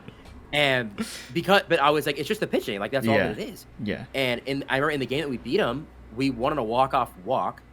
And it was just funny because we're like the pitching that game, we pitched great and they didn't hit very well, and like we hit fine, whatever. Anyways, and then we had a guy, Michael Vies. He joined the league because he knows Mo Wright, and Mo basically told him like, hey, join the league. But Michael, like, I don't know what happened. Like Michael would be able to explain that better. They weren't on the same team, so Michael joined my team. And or he was in the danger-handed strike zone, and the plan was, okay, let's take like the 2 best halves of both teams to make one team. And this was when they were not very good. This is like we're like maybe 60, 70% through the season. Yeah. Then they started winning, and it was like hold on, we might not break the band up yet. And then they made the playoffs. And it was like they were, like I said, they were at the bottom of the standings. Like I was like, oh, like they're out, like they're not going to make it. And they make the playoffs. And then I remember talking to Mo and the other guy, his name is Blake. And they were kind of like, yeah, like I think we're going to keep it together, And then they win a playoff series. And it was like, oh, like they're going to keep it together. And so like I wasn't mad at all. I'm like, keep it together. You guys are like winning, like go for it, And I even told Michael, I'm like, hey, dude, if there's a spot on that team and like you want to go play with, like, go. Like, don't worry about this. Like, I understand. And he was like, no, like they're just gonna keep it together. I'm just gonna play with you. I'm like, okay, cool, like great, And but yeah, so like there's zero like, and like the discussions like weren't really like that deep. It was like we're walking back to the cars in the parking lot, like, hey, like it was discussed, but it wasn't like this is for sure happening. So zero like, oh, they screwed us over. No, nothing like that at all. Like that's not how it was at all. Like luckily, like that would really suck if I had like a bad relationship with somebody in this league and like, I had like a negative feeling towards them. I don't have that with anybody really. Yeah. So yeah, that was zero. So Trash Pandas, like I don't know if they think that like there's like something weird going on there or whatever. There's absolutely nothing weird going on. So like I hope they do well. I hope they win. I really do. Well, I like your anti about that. It's like the kind of people that we're looking to have in this league.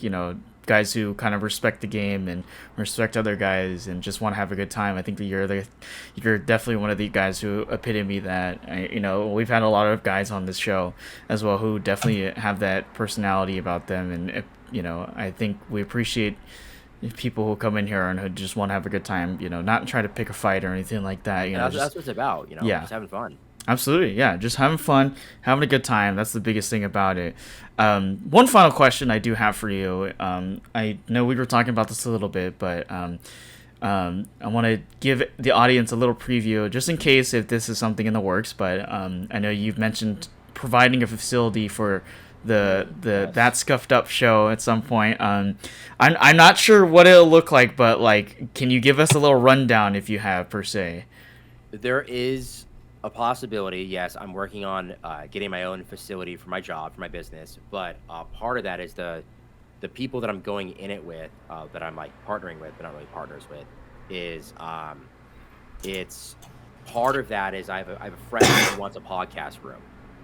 He is already doing his own podcast where he's interviewed a couple of major league guys, and he's actually conducting a lot of the interviews like right now, like this week, and he's someone that I trust a lot, and he's gonna like part of this business. He wants a room to do his podcast, so then even like there's just kind of more of a, I guess, like a dedicated space where he can do these interviews with MLB guys, and it's not like a weird space. It's like this is a baseball space, just happens to be there's a room in there for like a podcast room. Yeah, and yeah, of course, if that's something that I have like talked to you about before, it's a podcast room, and it's not like.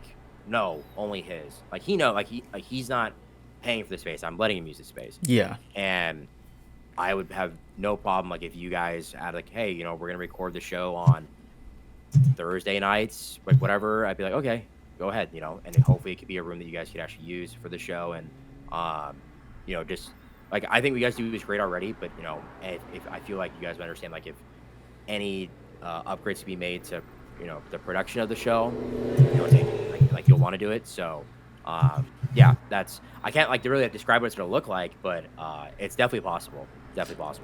No, I think that's definitely something we can work on. Especially for like these interviews, like we're talking to a special guest on here, instead of just like making it look like it's a Zoom classroom from like COVID-19 era stuff like that. And then you get to be in a space where you're more comfortable with, you're actually talking to somebody face to face, and it looks more like a real kind of type of podcast type of thing, and then we can definitely isolate it more, to so we don't have any connectivity issues between different guys, no audio stuff, blah blah blah, that we have some people who are definitely kind of overseeing it, and it's something we can definitely run on our own. So I would, that would be appreciated if we could do that every once in a while, you providing that facility for us, and then we can make this show look even greater.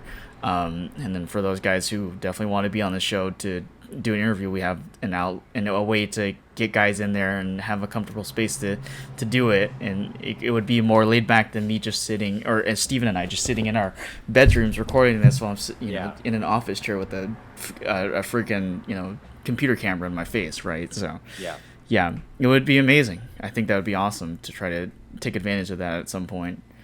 Yeah, it's not happening like in like a month or two. Yeah, it's hopefully I'll have a space early 2024, sometime around like February, March. That's like the hope right now. Hopefully by the latest like May. So we'll see. But yeah, hopefully it'll be in the first half of 2024. Okay, well, we'll be looking out for that, and we appreciate it. We'll obviously keep the audience informed about the news on that stuff. But looking forward not to look at that Packer stuff either. Oh no, that's coming with me. I'm bringing that like every single where. Yeah, I don't care. If I don't know if Ryan knows, but Steven is obviously a Chicago fan, so he's a Bears fan. Chicago guy. And then there's a Packers guy in the other side, who is an Angels fan. But some people can choose their teams, right? You just like losers. I don't know about that, but anyways, we appreciate you, Ryan, being on the show, having guys like you on here and furthering the progress of OC Wiffleball and building a league like this, and then having show your talents, and then obviously your buddy's talents on this new team that is called the OC Seals, and then you've got your own business, RDL Private Baseball. So we're going to promote it for you as much as possible. And this is my other final question. Will there be social media for the OC Seals? That's another good question, because I've had like members of the Seals be like, "When are we getting an Instagram page?" And I was like, "How about we win a ball game first?" Like, I don't know, like maybe we got to get a win first before we get the Instagram going, right? Yeah. I would not be opposed to it. I wouldn't. I'm actually surprised that my friend Nick isn't doing it on his own. Whenever we've done anything, I remember we had an Instagram. This is embarrassing. We had the Instagram page for our NBA 2K rec team, and it was run by Nick, and it was just whatever, it was just more of a meme than anything. But anything we've done, Nick has jumped on the opportunity of making it funny, making it an Instagram for it. And I'm surprised that he hasn't done one already for the Seals. I have a feeling that he might do it when season starts. I also have a feeling I don't know. It sounds crazy, but if I did do it, because I can't do anything not at 110% of my effort. Yeah. Where if I'm gonna do it, I want it to be really nice. I want it to be legit. Yeah. Where I'm talking almost we have a social media person. Yeah. Someone who can be there, not even playing, and take pictures with a good camera, because some of the pictures that Anthony gets are great. Yeah. They're fantastic. Yeah. And I almost want someone to be able to do that just for the Seals. Yeah. And if I could do that, I would be 100% for it. Yes, absolutely. Yeah. But I'm not really sure if that's possible, obviously. I thought of ways to maybe actually get some high school kids involved, where if you want maybe to build almost a portfolio, maybe you're in graphic design, or you're in you want to go to college for for business management, for whatever it is, you want to be working in the media space, right? Yeah. I feel it'd be kind of good to have an actual portfolio of hey, I did this, look at what I've done. Yeah. I managed to build up this page, and I managed to take these pictures and posts and stuff. And I feel that'd be kind of interesting to maybe find an outlet for that. But yeah, I can promise you I'm not gonna be running it. Whoever it is running it, I won't run it. But maybe someone else will. I mean, it's a lot of work especially because I started the page right when I joined the league to kind of as a showcase thing for the most part. It's just oh look, we got a team of guys, we have a logo now, we have a jersey now. I want to show it off a little bit. Yeah, it's big time. It's big time. Yeah, and it's tough to run it when you're still playing at the same time, but when the other guys are out on the field and you got those extra guys, you have the ability to do so. It just kind of, it's okay, take it out of your hands and go take pictures and stuff like that. But for Wiffle D's and Beach City Bombers, I know they have I think Wiffle D's has one of their wives doing it, and then Beach City Bombers have, I think, a mom or one of the guys doing it. I'm not sure. Girlfriend, okay. Something like that. Okay. So, yeah, they have somebody there who's just like, okay, they can take easy pictures or videos, and then they just post it on there. I think that's just the thing. But, like, yeah, I mean, obviously it won't be, you know, if it takes it out of your time and it becomes, like, too much of a distraction, then, you know, obviously don't. But, you know, for your team, you know, it's like OC Seals, like, oh my gosh, you guys are creating another franchise in the realm of OC Wiffleball League, and you know, it'd be kind of crazy to see if you guys had something like that. But yeah, who knows? Like, that's a speculation thing now, obviously. That little last bit you just said might have convinced me to do it. Like, yeah, you're right. Like, it would be growing the league. Yeah. Like, making it like more official. Like, oh, like there's another team in this with like a page. Yeah. Okay, I don't know. Food for thought. Food for thought. Yeah. Yeah. Okay, that's a good way to look at it. I don't know. That definitely has like changed a lot. Like that. Like, okay, I kind of like that idea. I don't know. We'll see. Because I mean, I still got, what is that? 6 days before opening day. So. Well, I mean, you could do it whenever. You know, Beach City Bombers actually didn't start theirs till like when they got to the playoffs actually this summer. But like that's the other thing too, is like when I do anything, like I gotta go all out. Like, yeah, I would want to make it tonight and then be like countdown to opening day and like do all this and like get graphics already going and like, well, because I can't not try when I like something. Like, yeah, so like I would want to get like the hype built up for, you know, for opening day. Yeah, so maybe I don't know, I'm probably gonna talk to Nick about it today and we'll see what happens, I guess. Okay. Well, yeah, we'll see what happens, I guess. But no, that's everything I've got for Ryan. I mean, you know, we appreciate you being on the show as always, and I know you're one of the guys who definitely pays attention to our podcast. I know you've said like you've watched every single one so far, so we appreciate having an audience. Long-time viewer, first time on the show, so.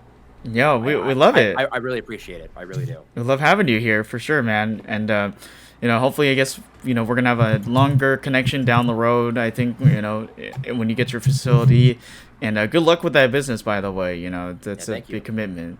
And then, obviously, good luck to the OC Seals. And then I guess we'll see you guys on Sunday. But, again, thank you for being on the show, as always. I think that's it for us. You got anything else going crazy today? Or is it just kind of just chilling? Actually, I think my car battery's dead. So I gotta go figure that out. I don't know. I either have to, you know, call like a mobile one, or if it starts, I'll just go pick up a battery. But yeah, yesterday I was like about to go to work, and one of those like kind of rough starts, and I was like, uh-oh. Eesh. And then I'm at work, finished work, going home, took like a minute to figure it out, and finally started, and then it actually just popped up. It said low battery charge. You know, I gotta get one. I was like, oh man. So hopefully perks of being like, you know, like running my own business. Canceled work today already just to be safe. Moved everyone to different days, so I'm not working today, I guess. But hopefully my car turns on. So hopefully we'll see what happens. Get some jumper cables for your neighbor, I guess. Yeah. Well, that's it. Like, I'm home alone right now, so like even if like I want to go somewhere, I'm gonna have to, you know, talk to some neighbors that I talk to once a year. You know, to hopefully to jumpstart my car. Yeah. So I will figure that out, I guess. Yeah, fair enough. Well, hope we get that car situation figured out, and I guess we'll see you on Sunday. Good luck in the tournament. We'll see you on the field, my friend. Same to you guys. Same to you. Appreciate you. Have a great day, Ryan. Have a good one. Thank you, guys. All right. Well, once again, thank you, Ryan, for being on the show. Always appreciate having different guys on here for different teams. And good luck to the OC Seals on what they do this fall season and in the tournament this Sunday. I should mention quickly before anything that fall season is right around the corner. Starts next Tuesday. But remember, it is not at OC Great Park. It will be at Huntington Beach Sports Complex. The first 3 weeks will be played there because we cannot get Anthony cannot get those fields at OC Great Park for the first 3 weeks. So as soon as the first 3 weeks are over, we are back to the OC Great Park and on the softball fields, not the stadium this time. But yeah, just a friendly reminder to you guys, it's right around the corner. So if you haven't signed up yet, you better do it pretty soon because, early bird pricing is already done, but you still got a chance to sign up there before the season starts. So majority of the day we'll be talking about what happened on Sunday. Obviously, this is the second week that we had the OC Summer Wiffleball Classic. and this is just those regular pool play games. There was a week off, which we took advantage of for the show, obviously, and then we came back for this week. Steven not there to see how things went. So we're going to talk about just the results of LA Wolves OC, or OC Wiffleball, as Steven said he registered the team as. But they go 2-0 on their day with only just playing 2 games this Sunday. They won the first game 9-1 versus Wiffle D's. So that was a pretty interesting outing. For the most part, that game, Steven kind of let me take the reins a little bit to kind of manage the game a bit. He understood the plan that was being implemented, gave some advice about who should be pitching against this and that.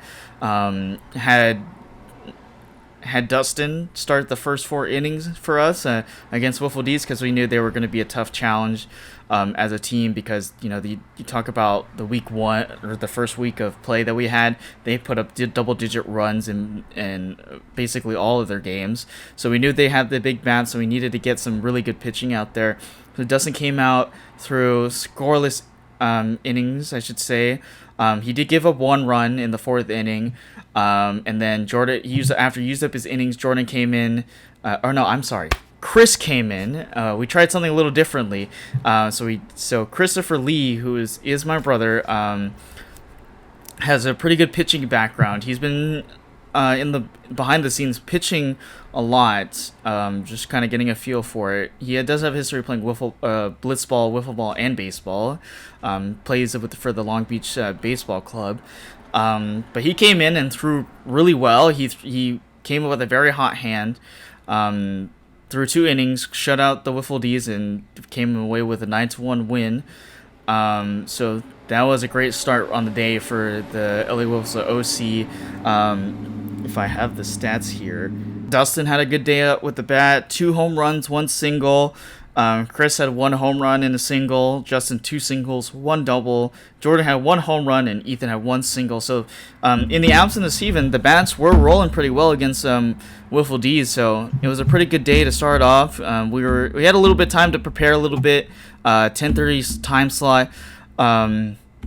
If you wanted to talk a little bit about that result, being away and just seeing it from behind the scenes a little bit, I don't know if you want to add anything about, that performance or anything like that, Steven.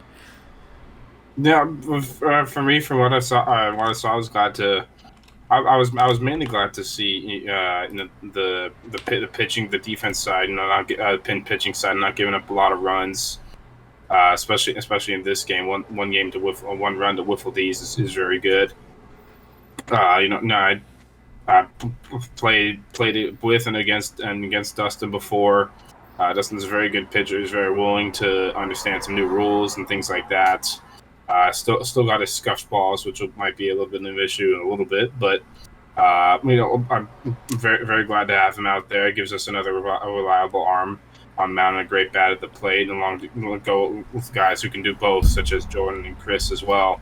Having both Chris and Dustin, who weren't normally on our main team, that was good to have out there. It just gives us some more options at the plate and also at on the mound as well. So I'm glad that was able to work out. Both of them pitched pretty well.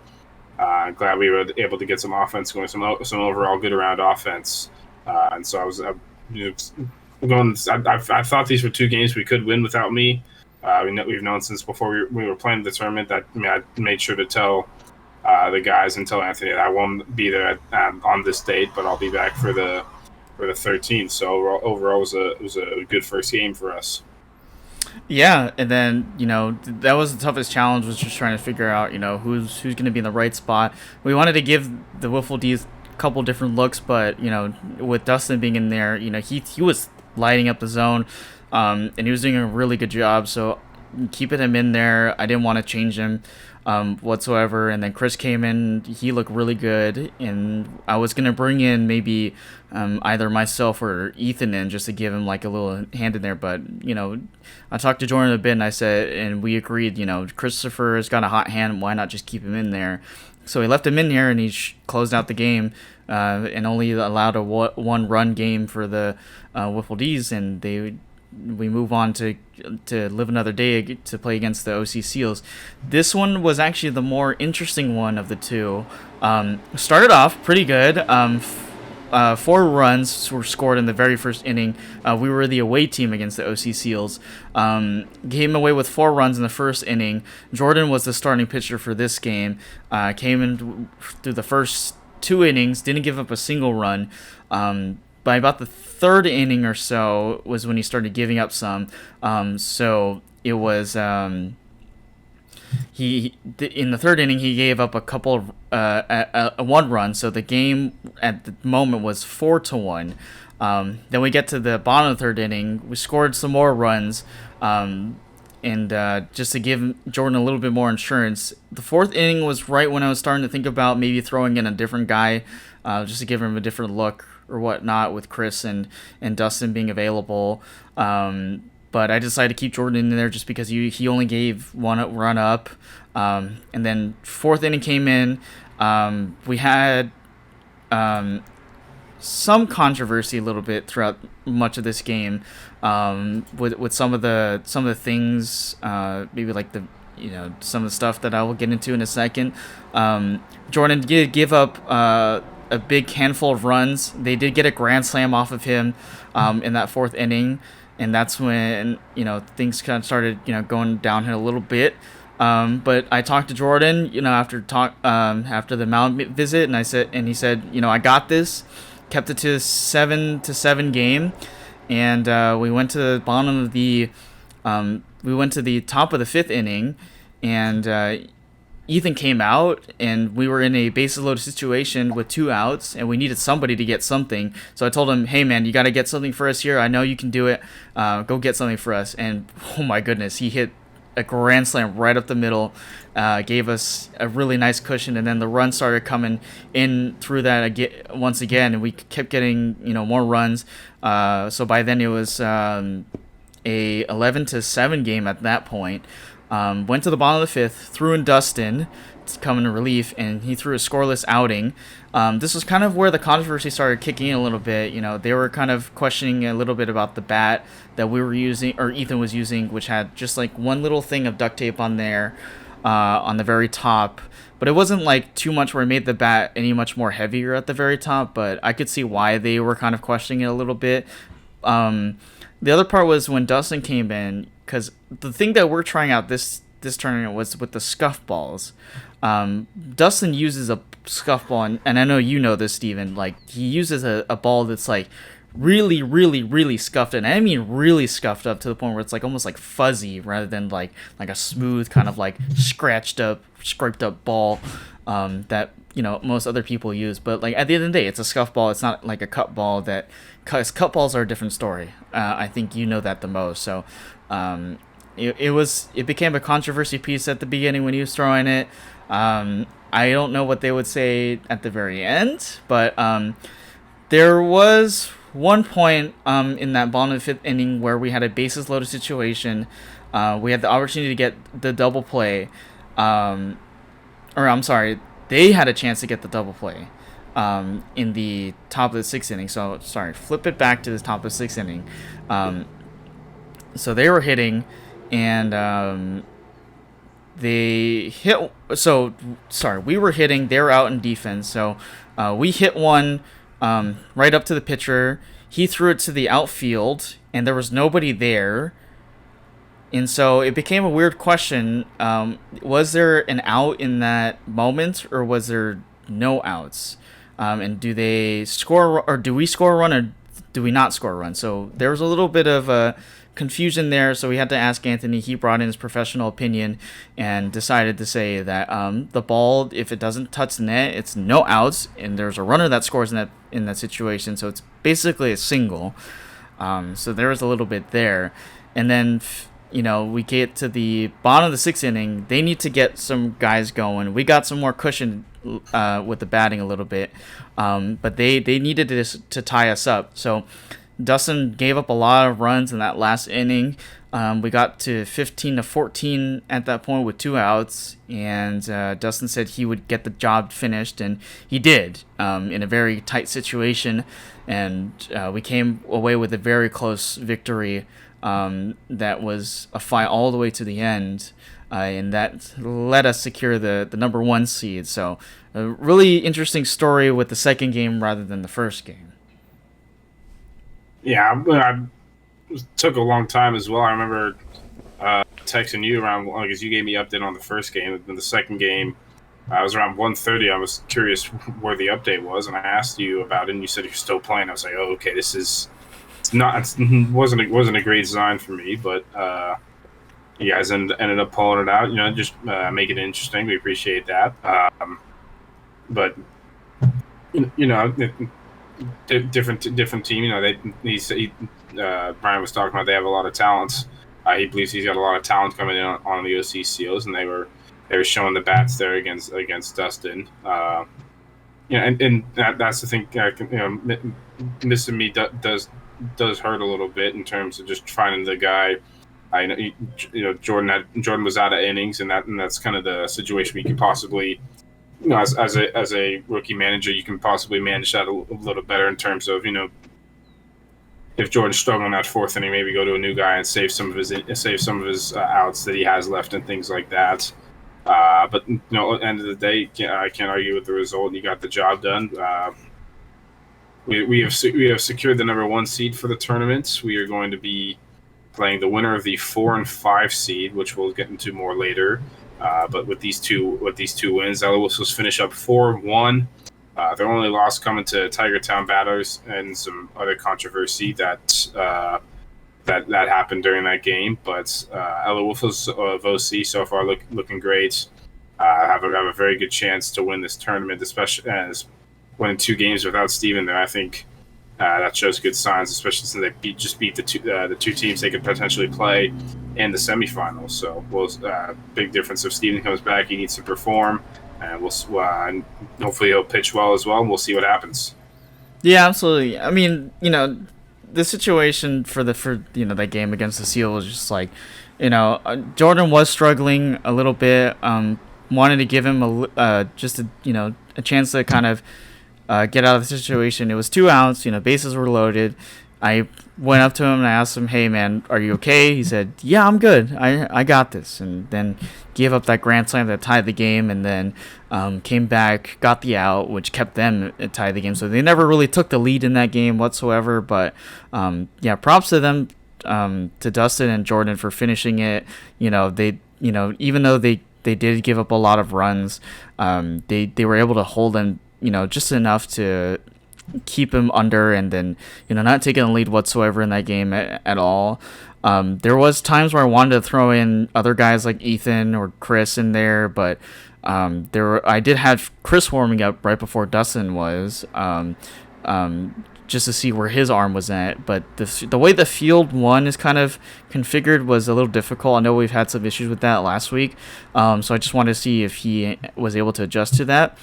I made the call because it looked like Chris was having some issues adjusting to the angle of it. So I said, all right, Dustin, you're in. So he came in, did pretty good the first outing, and then second outing, obviously it was a different story, but he finished the job, and we walk away with the number 1 seed, which is great. So, but I'm glad, you're there on the sideline to be able to give some advice on how to, kind of operate things a little bit. I mean, that game was long as hell. I mean, we were supposed to, my brother and I were going to go to an Angels game that day. We didn't get there till like the 5th inning because of how long that game was going. So, but yeah, just glad to get the win. A win's a win. And I'm sure we'll see, OC Seals and Ryan Lavelle's team back in there later on. So they're a good group of guys. Yeah, we'll see how it all shakes out. We'll explain more of that as we get through more of these other games here. We'll eventually go over the standings and stuff like that for people to know and for people to be updated with it to see who their matchups are going to be. Okay, well, on that note, let's go over and talk about what's going on with the other teams and see how they're doing. I'll talk about the standings at the very end. Let's see. MS Warriors go 3-0. On their day, they sweep on the day and make them 4-1, so the same record as us, and they do get a bye, but that puts them in the 2nd seed, obviously because we, LA Wilson OC or OC Wiffleball, beat them last week in that head-to-head matchup. That was a pretty close game. and which puts them in a good spot. So both LA Wolves OC and MS Warriors stand at the very top, getting a bye, which means they just play later in the day on Sunday, and just see, and while they sit back and see, who's winning those games in the elimination round or the quarterfinals, whichever way you want to put it, and then obviously they'll play the team that wins that spot. They look pretty good. OC Smash comes in here, lose to MS Warriors, but they win their other 2 games to move to 3-2. They clinch the 3rd seed. Wiffle D's lost 2 games after a good first week to get the 2-3 record, and they fall to the 4th seed.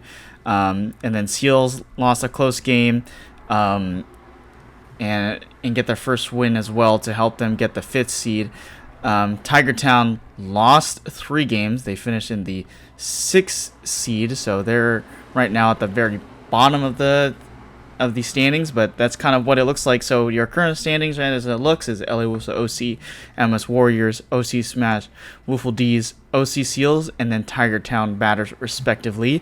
I think you said before Wiffle D's and Tiger Town Batters will be playing each other. Yeah. Let me go back to like some of the days. Right? Obviously, I wasn't there. Mm-hmm. Impressive from the MS Warriors. They take on OC Smash. They took on the OC Seals, and they took on Tiger Town. Were able to defeat them all. I knew that first game it was OC Wiffleball versus MS Warriors was probably going to be the biggest seed determiner in terms of the top seed and things like that. That's a game I knew. That's a game I wanted to get there and win. I'll be able to do that and end up making a big difference here. Both teams 4-1. But due to head-to-head, the OC Wiffleball team gets the 1 seed bye in the first round, and will take on the winner of the 4 and 5 seeds. Little bit of confusion there in the MS Warriors game versus the Tiger Town Batters, but hopefully things get resolved with that. But next up, we have the OC Smash. Newer team, newer guys coming in here. It's different atmosphere for them. They're used to some other rules and things like that, but we came out and were able to do very well. The first game they lost to the MS Warriors, but then they beat Tiger Town Batters, and they also beat Wiffle D's as well. I'll talk more about Wiffle D's in a second, but OC Smash looks like they're hitting the ball more. Their pitching is starting to get figured out. Our team played them the very first game of the tournament, and it was a long game. It was only a 4-inning game though, but it was something like 18-5 or something along those lines. Just ended up not being super competitive to start off. Looks like the OC Smash have gotten used to that style of play and are now have had some success. End up finishing with a winning record here. Wiffle D's, they came into this weekend in second place. They had a 2-1 record. And they had also already played teams such as the OC Wiffleball and MS Warriors.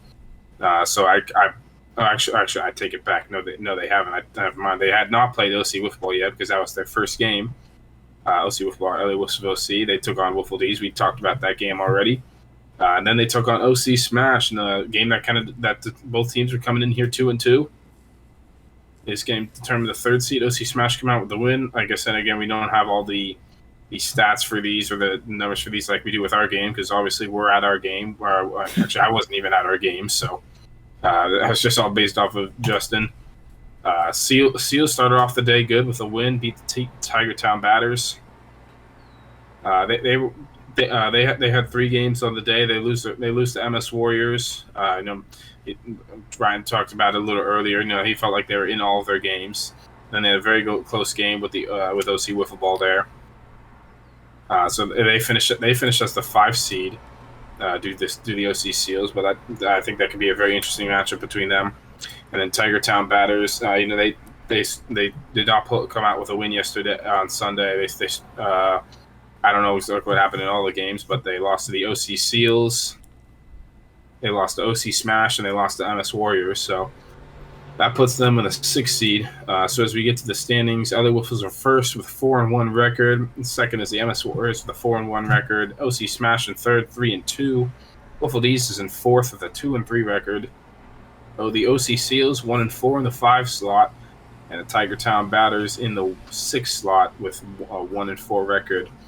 Those tied records, they're placed there based off of their head-to-head. The OC Seals beat the Tiger Town Batters, and the LWC beat the MS Warriors. So we look at that playoff bracket in the first round. First matchup, we have the number 3 seed OC Smash is going to take on the number 6 seed Tiger Town Batters in the first round of the wild card round per se, and then the winner of that will have to go up and face the number 2 seed, which is the MS Warriors. That's going to be a very interesting style, getting that a little bit, and then we have the other side of the bracket. We have the number 4 seed, which is Wiffle D's, taking on the number 5 seed OC Seals. Those two are going up against each other, and then the winner of that will take on the number 1 seed OC Wiffleball in the semifinals. So we'll see how it goes. We can make some potential predictions. We can do a lot of things. Let me ask: did this kind of play out the way you thought it would in terms of standings and records, Justin? I think it's a solid outlook. I mean, where this kind of looks like, you see the experience level of the teams, like LOS, OC, MS Warriors, Wiffle D's, OC Smash. They have guys who have been in the league for a while. Obviously, they have, OC Smash and OC Seals have, good, some newer guys coming in and trying to figure out how to adjust some things. Tiger Town's Batters, they have a group of guys who are,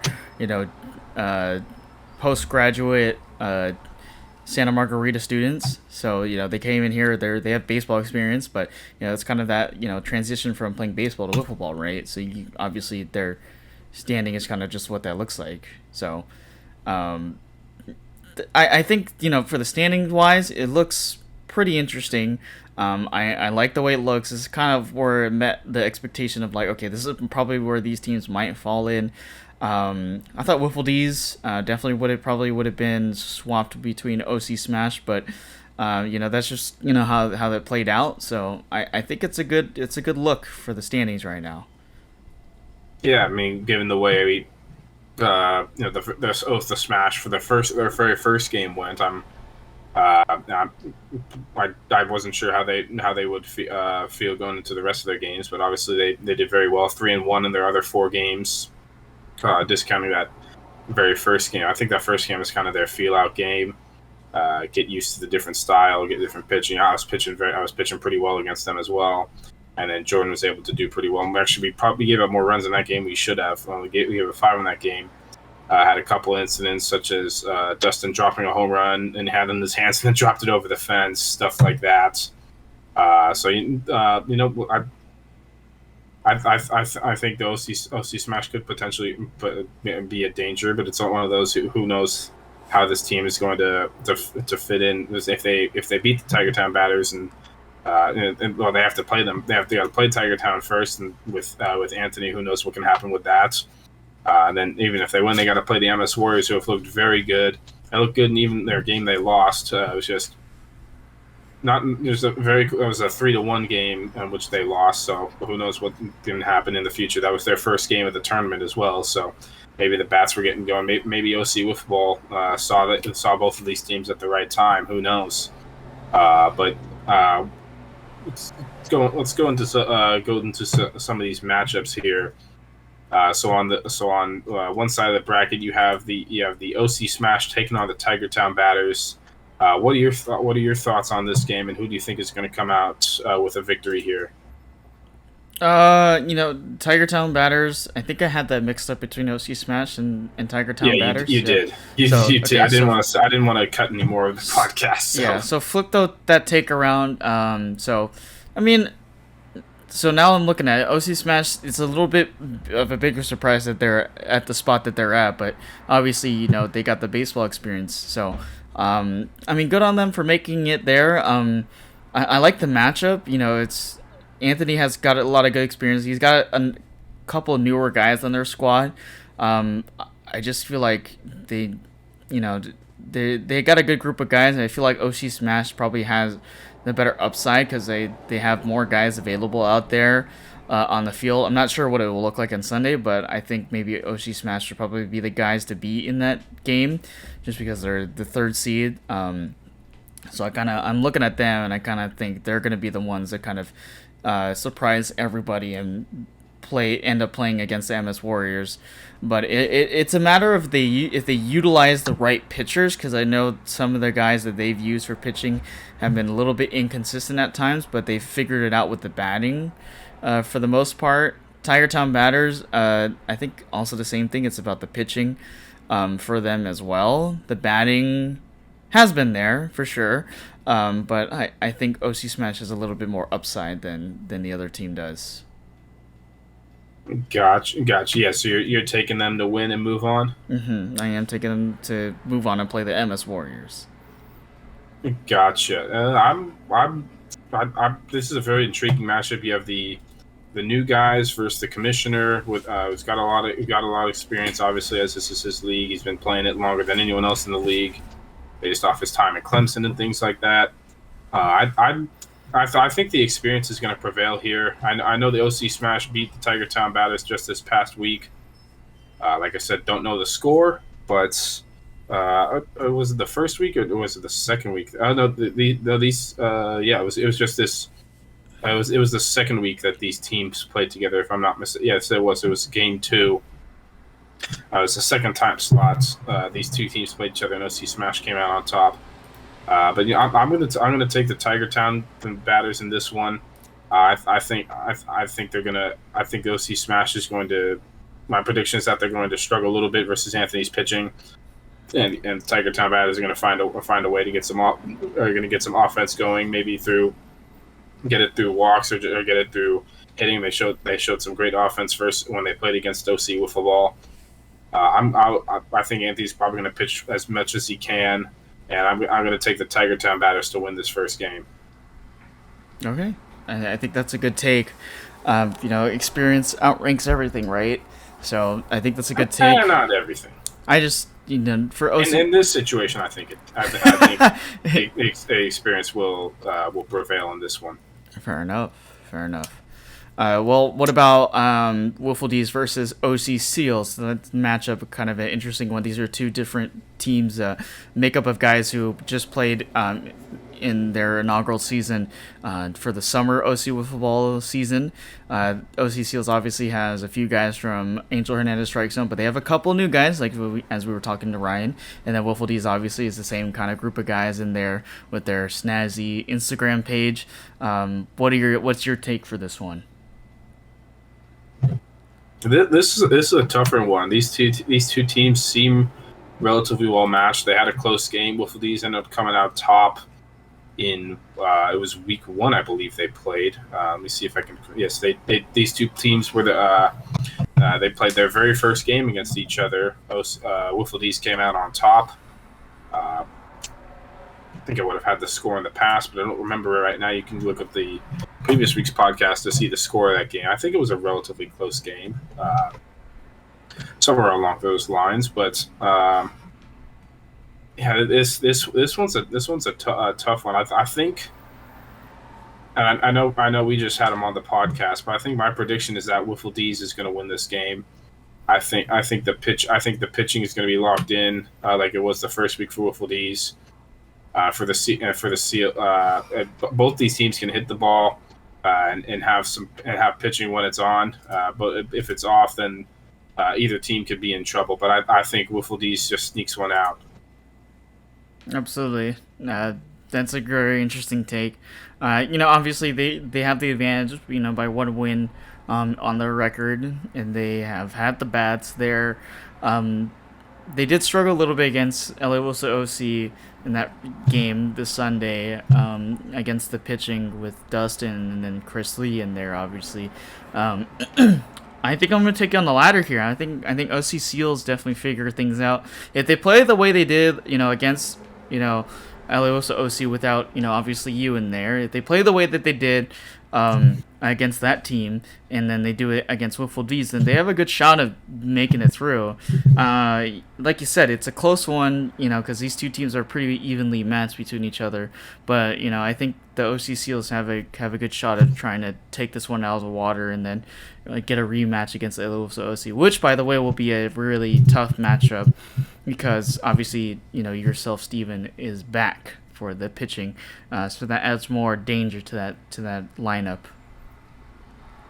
Yeah, it was a very close game between the Wolves OC and the Seals without me.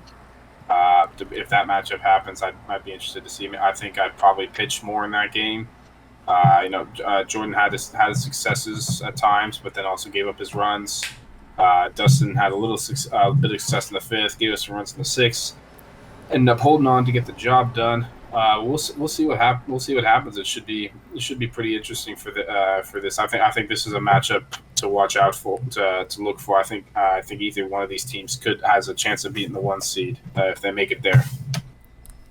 Absolutely, yeah. I mean, some of these teams can even be dark horse matchups here, but I guess if we're talking about the predictions a little bit, I guess who do you think will be the winner of the whole thing?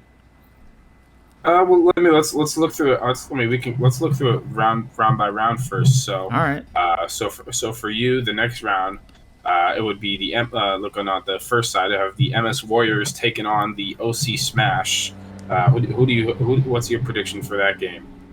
It's hard for me to imagine, MS Warriors not winning against OC Smash, just because. You look at the lineup that MS Warriors have. You got the Hendricksons, you've got the Hoffmans. It's like that's a super team. Like that's the nightmare of all nightmares there, right?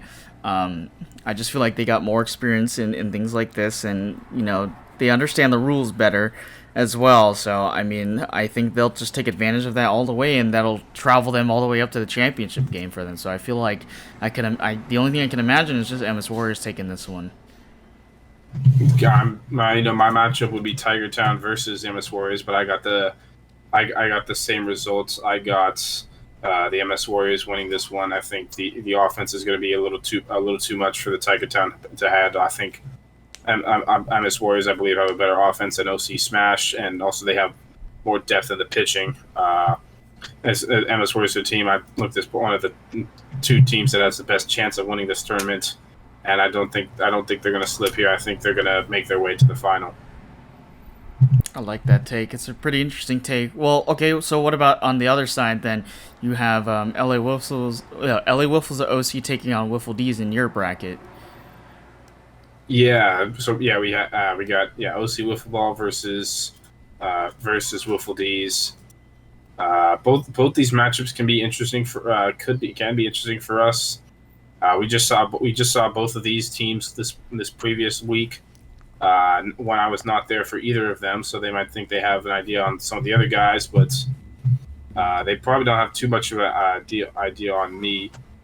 During the regular season, I had a lot of success versus Wiffle D's. OCC's more credit around yet, but with Ryan's team, I did have success against them. I just can't see us losing this game to either of these teams. To be quite honest, I think we've been the best team in the round robin. I think that group of 6 of us, and especially the addition of Dustin Staggs, has been great for us. We have guys like Jordan and Chris in there who can also pitch, but then you have Dustin in there who's a big time wiffle ball pitcher, has had a lot of success. Actually, just won fast pitch tournament a couple weeks ago 2 weeks ago as well. OC Wiffleball was unable to get a team for the Upland tournaments on July 29th. July 29th, and so a few other teams out as well, and Dustin Staggs ended up winning that tournament. But I think the hitting and pitching combo of Steven, Dustin, Jordan, Chris, and the hitting of Ethan and Justin is going to help them prevail and move on to the championship game versus the MS Warriors. Absolutely, yeah. I mean, it's just for me, it's like kind of the same thing. OC Seals did keep us on the ropes with the way they were hitting, and they could do it again. It's a very big possibility with the kind of talent that they have, with those prospects on those high school guys, and then obviously Ryan was talking about one of his guys, throwing the wiffle ball in the background a little bit. it's just hard for me to imagine, especially when you got Steven coming back. So that's like another element to the pitching game that you're talking about there. So I mean, as much as I want to think this might be that close, it could be somewhere in the middle. But I still feel like LA Wolves OC take this one, and I think the championship game would be kind of the same mindset for both of us, is that MS Warriors would be taking on the LA Wolves OC in the championship game. Yeah, just like the World Series in the summer, it looks like we're predicting the top 2 seeds to make it there. Actually, neither one of us predicted that during the regular season, but I think we're both predicting it here, and I think it's most likely going to happen. Well, we'll see. Anything can happen on the day. OCCS could come out hot and swinging and make it over to the championship, or a team like OC Smash could catch MS Warriors off guard. We'll see what happens. Any team has somewhat of a chance to win. It's just depending on how the day rolls, how things go, and things like that. So, should be interesting to say the least. But going into this final matchup between the 1 and 2 seed, they played each other for the LA Wolves' second game, and the MS Warriors, there was their first game, and a 3-1 game. How do you see that potential final in your bracket shaking out? It'll be close as always. LA Wolves OC, when they fought MS Warriors, it was a pretty close game. Obviously, LA Wolves OC, there's a few guys that made a couple mistakes on there. Justin had some issues with the fielding, and so we had to figure that infielding, outfielding type of dynamic out. But I mean, it'll be close as always. I really want to go with the latter here just for the sake of the show, but I'm gonna say we take this one, and take away the victory, and raise a trophy over our heads and a glass at the bar. So I think that's just kind of how things are gonna go with the bats and the pitching. Especially, we know how playoff pitching works with Steven and Jordan. We've seen it in the past, spring 2023. Obviously, they won the World Series, but it was mostly because of the pitching arms of both Jordan and Steven. This matchup is very intriguing. Either team has. I think this is about a 50-50 split, to be honest. Both these teams are very capable of winning this game. I'm not sure I can predict much of a winner, to be honest. This could honestly go any way. The MS Warriors didn't have their. Neither team was hitting the ball super well. The pitching on both sides was great. You had Steven and Dustin pitching for OC Wiffleball, and then for the MS Warriors, you had guys like Hayden, Dylan, and I believe True pitched an inning. I can't remember for sure, but I don't believe Drake pitched against us. So I think it's going to be a very close match. I think it's going to be a very good final. Well-deserved final for both of these teams if this happens. Just with my bias, I'm gonna choose us. But it wouldn't. This matchup happens. It wouldn't shock me if the MS Warriors were to win this one. They have a very good team. They've put an all-star team together of the MS Warriors and Purple Huskies, which are the 1 and 3 seed 1 and 4 seed respectively.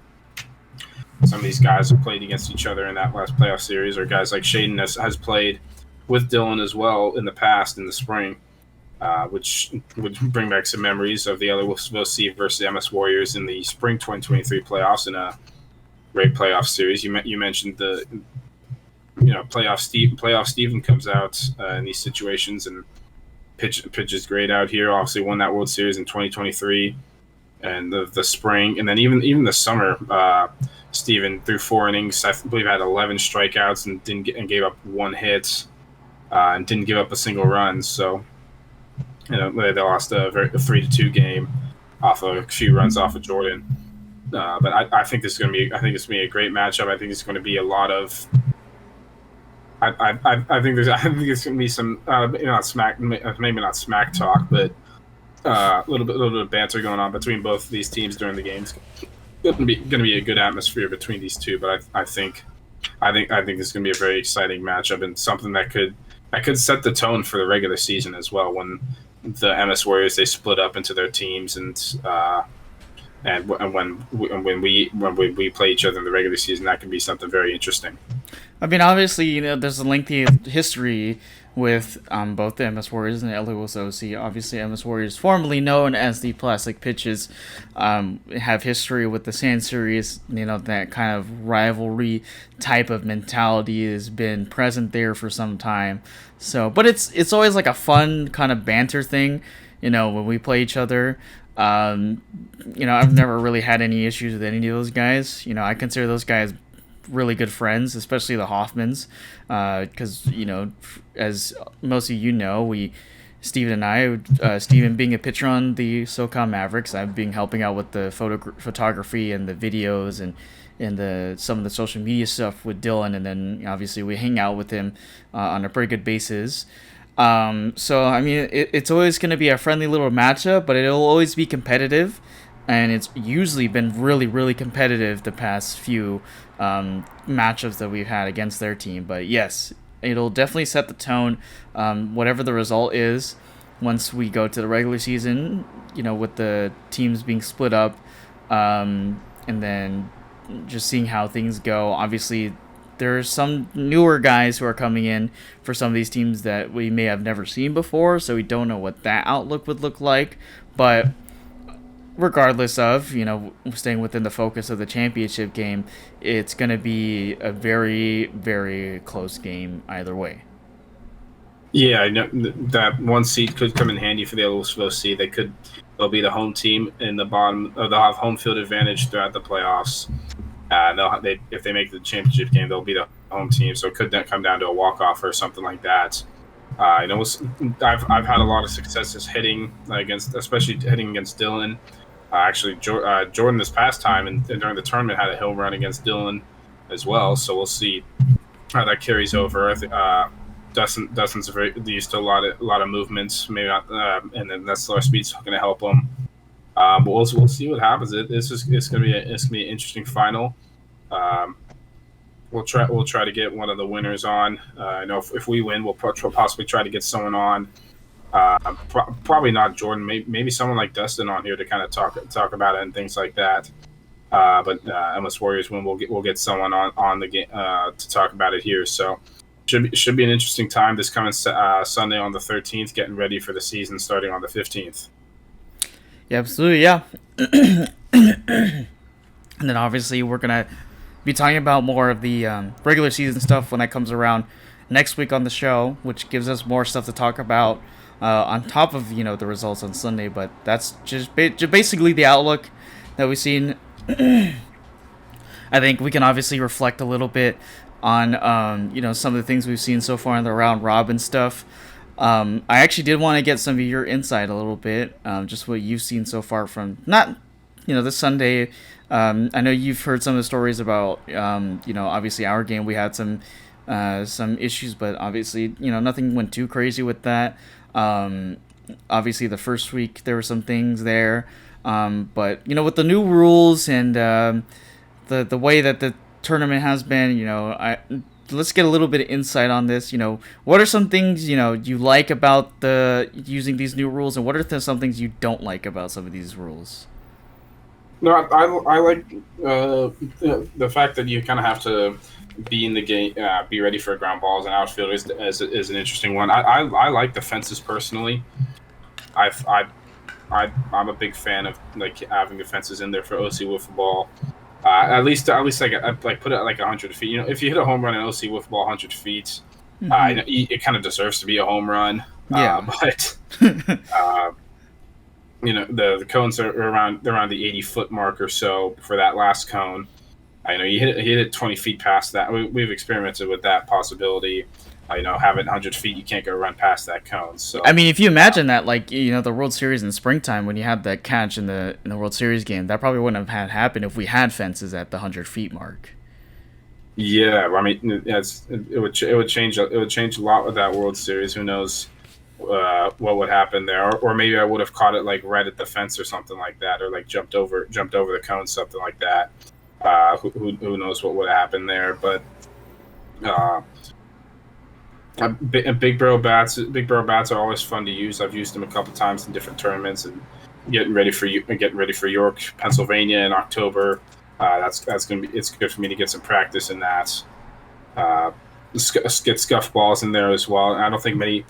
I think Dustin's the only Wayne one using the scuff balls because that's what he's most used to. But I may try to use some for next week for this coming Sunday. Who knows?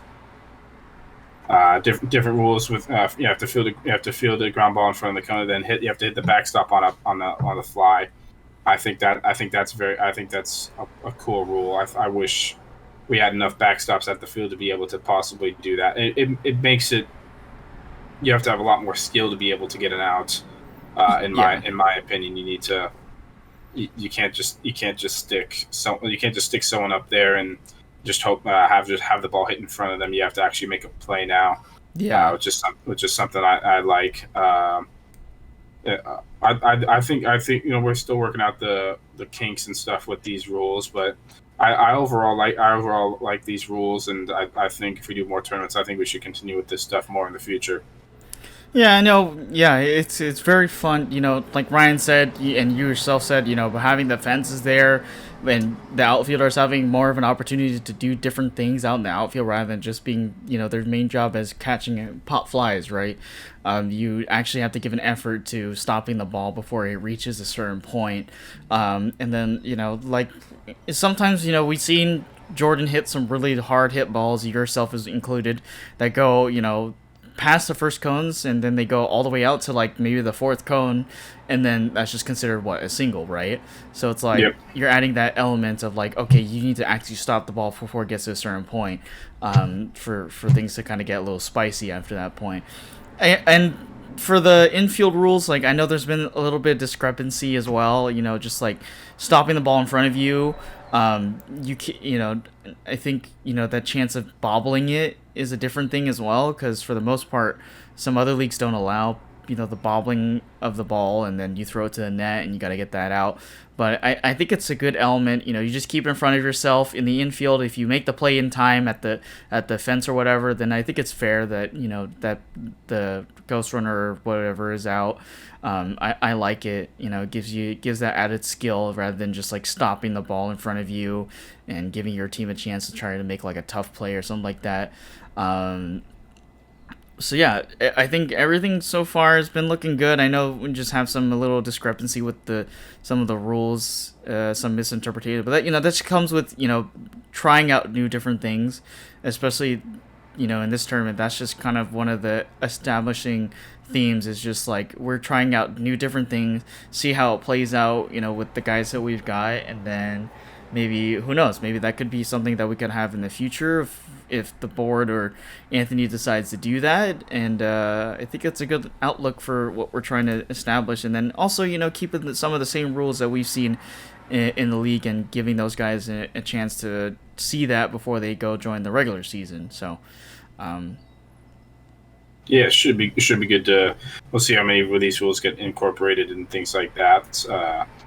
It should be. Yeah, I'm looking forward to the regular season as well, getting started here in less than a week. So yeah, we'll see if we have. There may possibly be a tournament focused podcast that like the day before the season starts. We'll see if we're able to do it.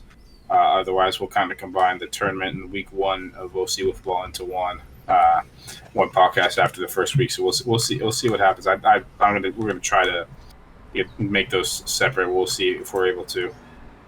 Yeah, I think that's probably what's gonna end up happening anyways. With this separate podcast, because I know usually those first week, the regular season podcasts usually go for a while, and also depends on like how many teams we have coming in this season, and then what's kind of the storyline, blah blah blah, this and that, and then also we got a lot of things to talk about with like awards and how the season's gonna look, preseason, first team, second team, or whatever, Yeah.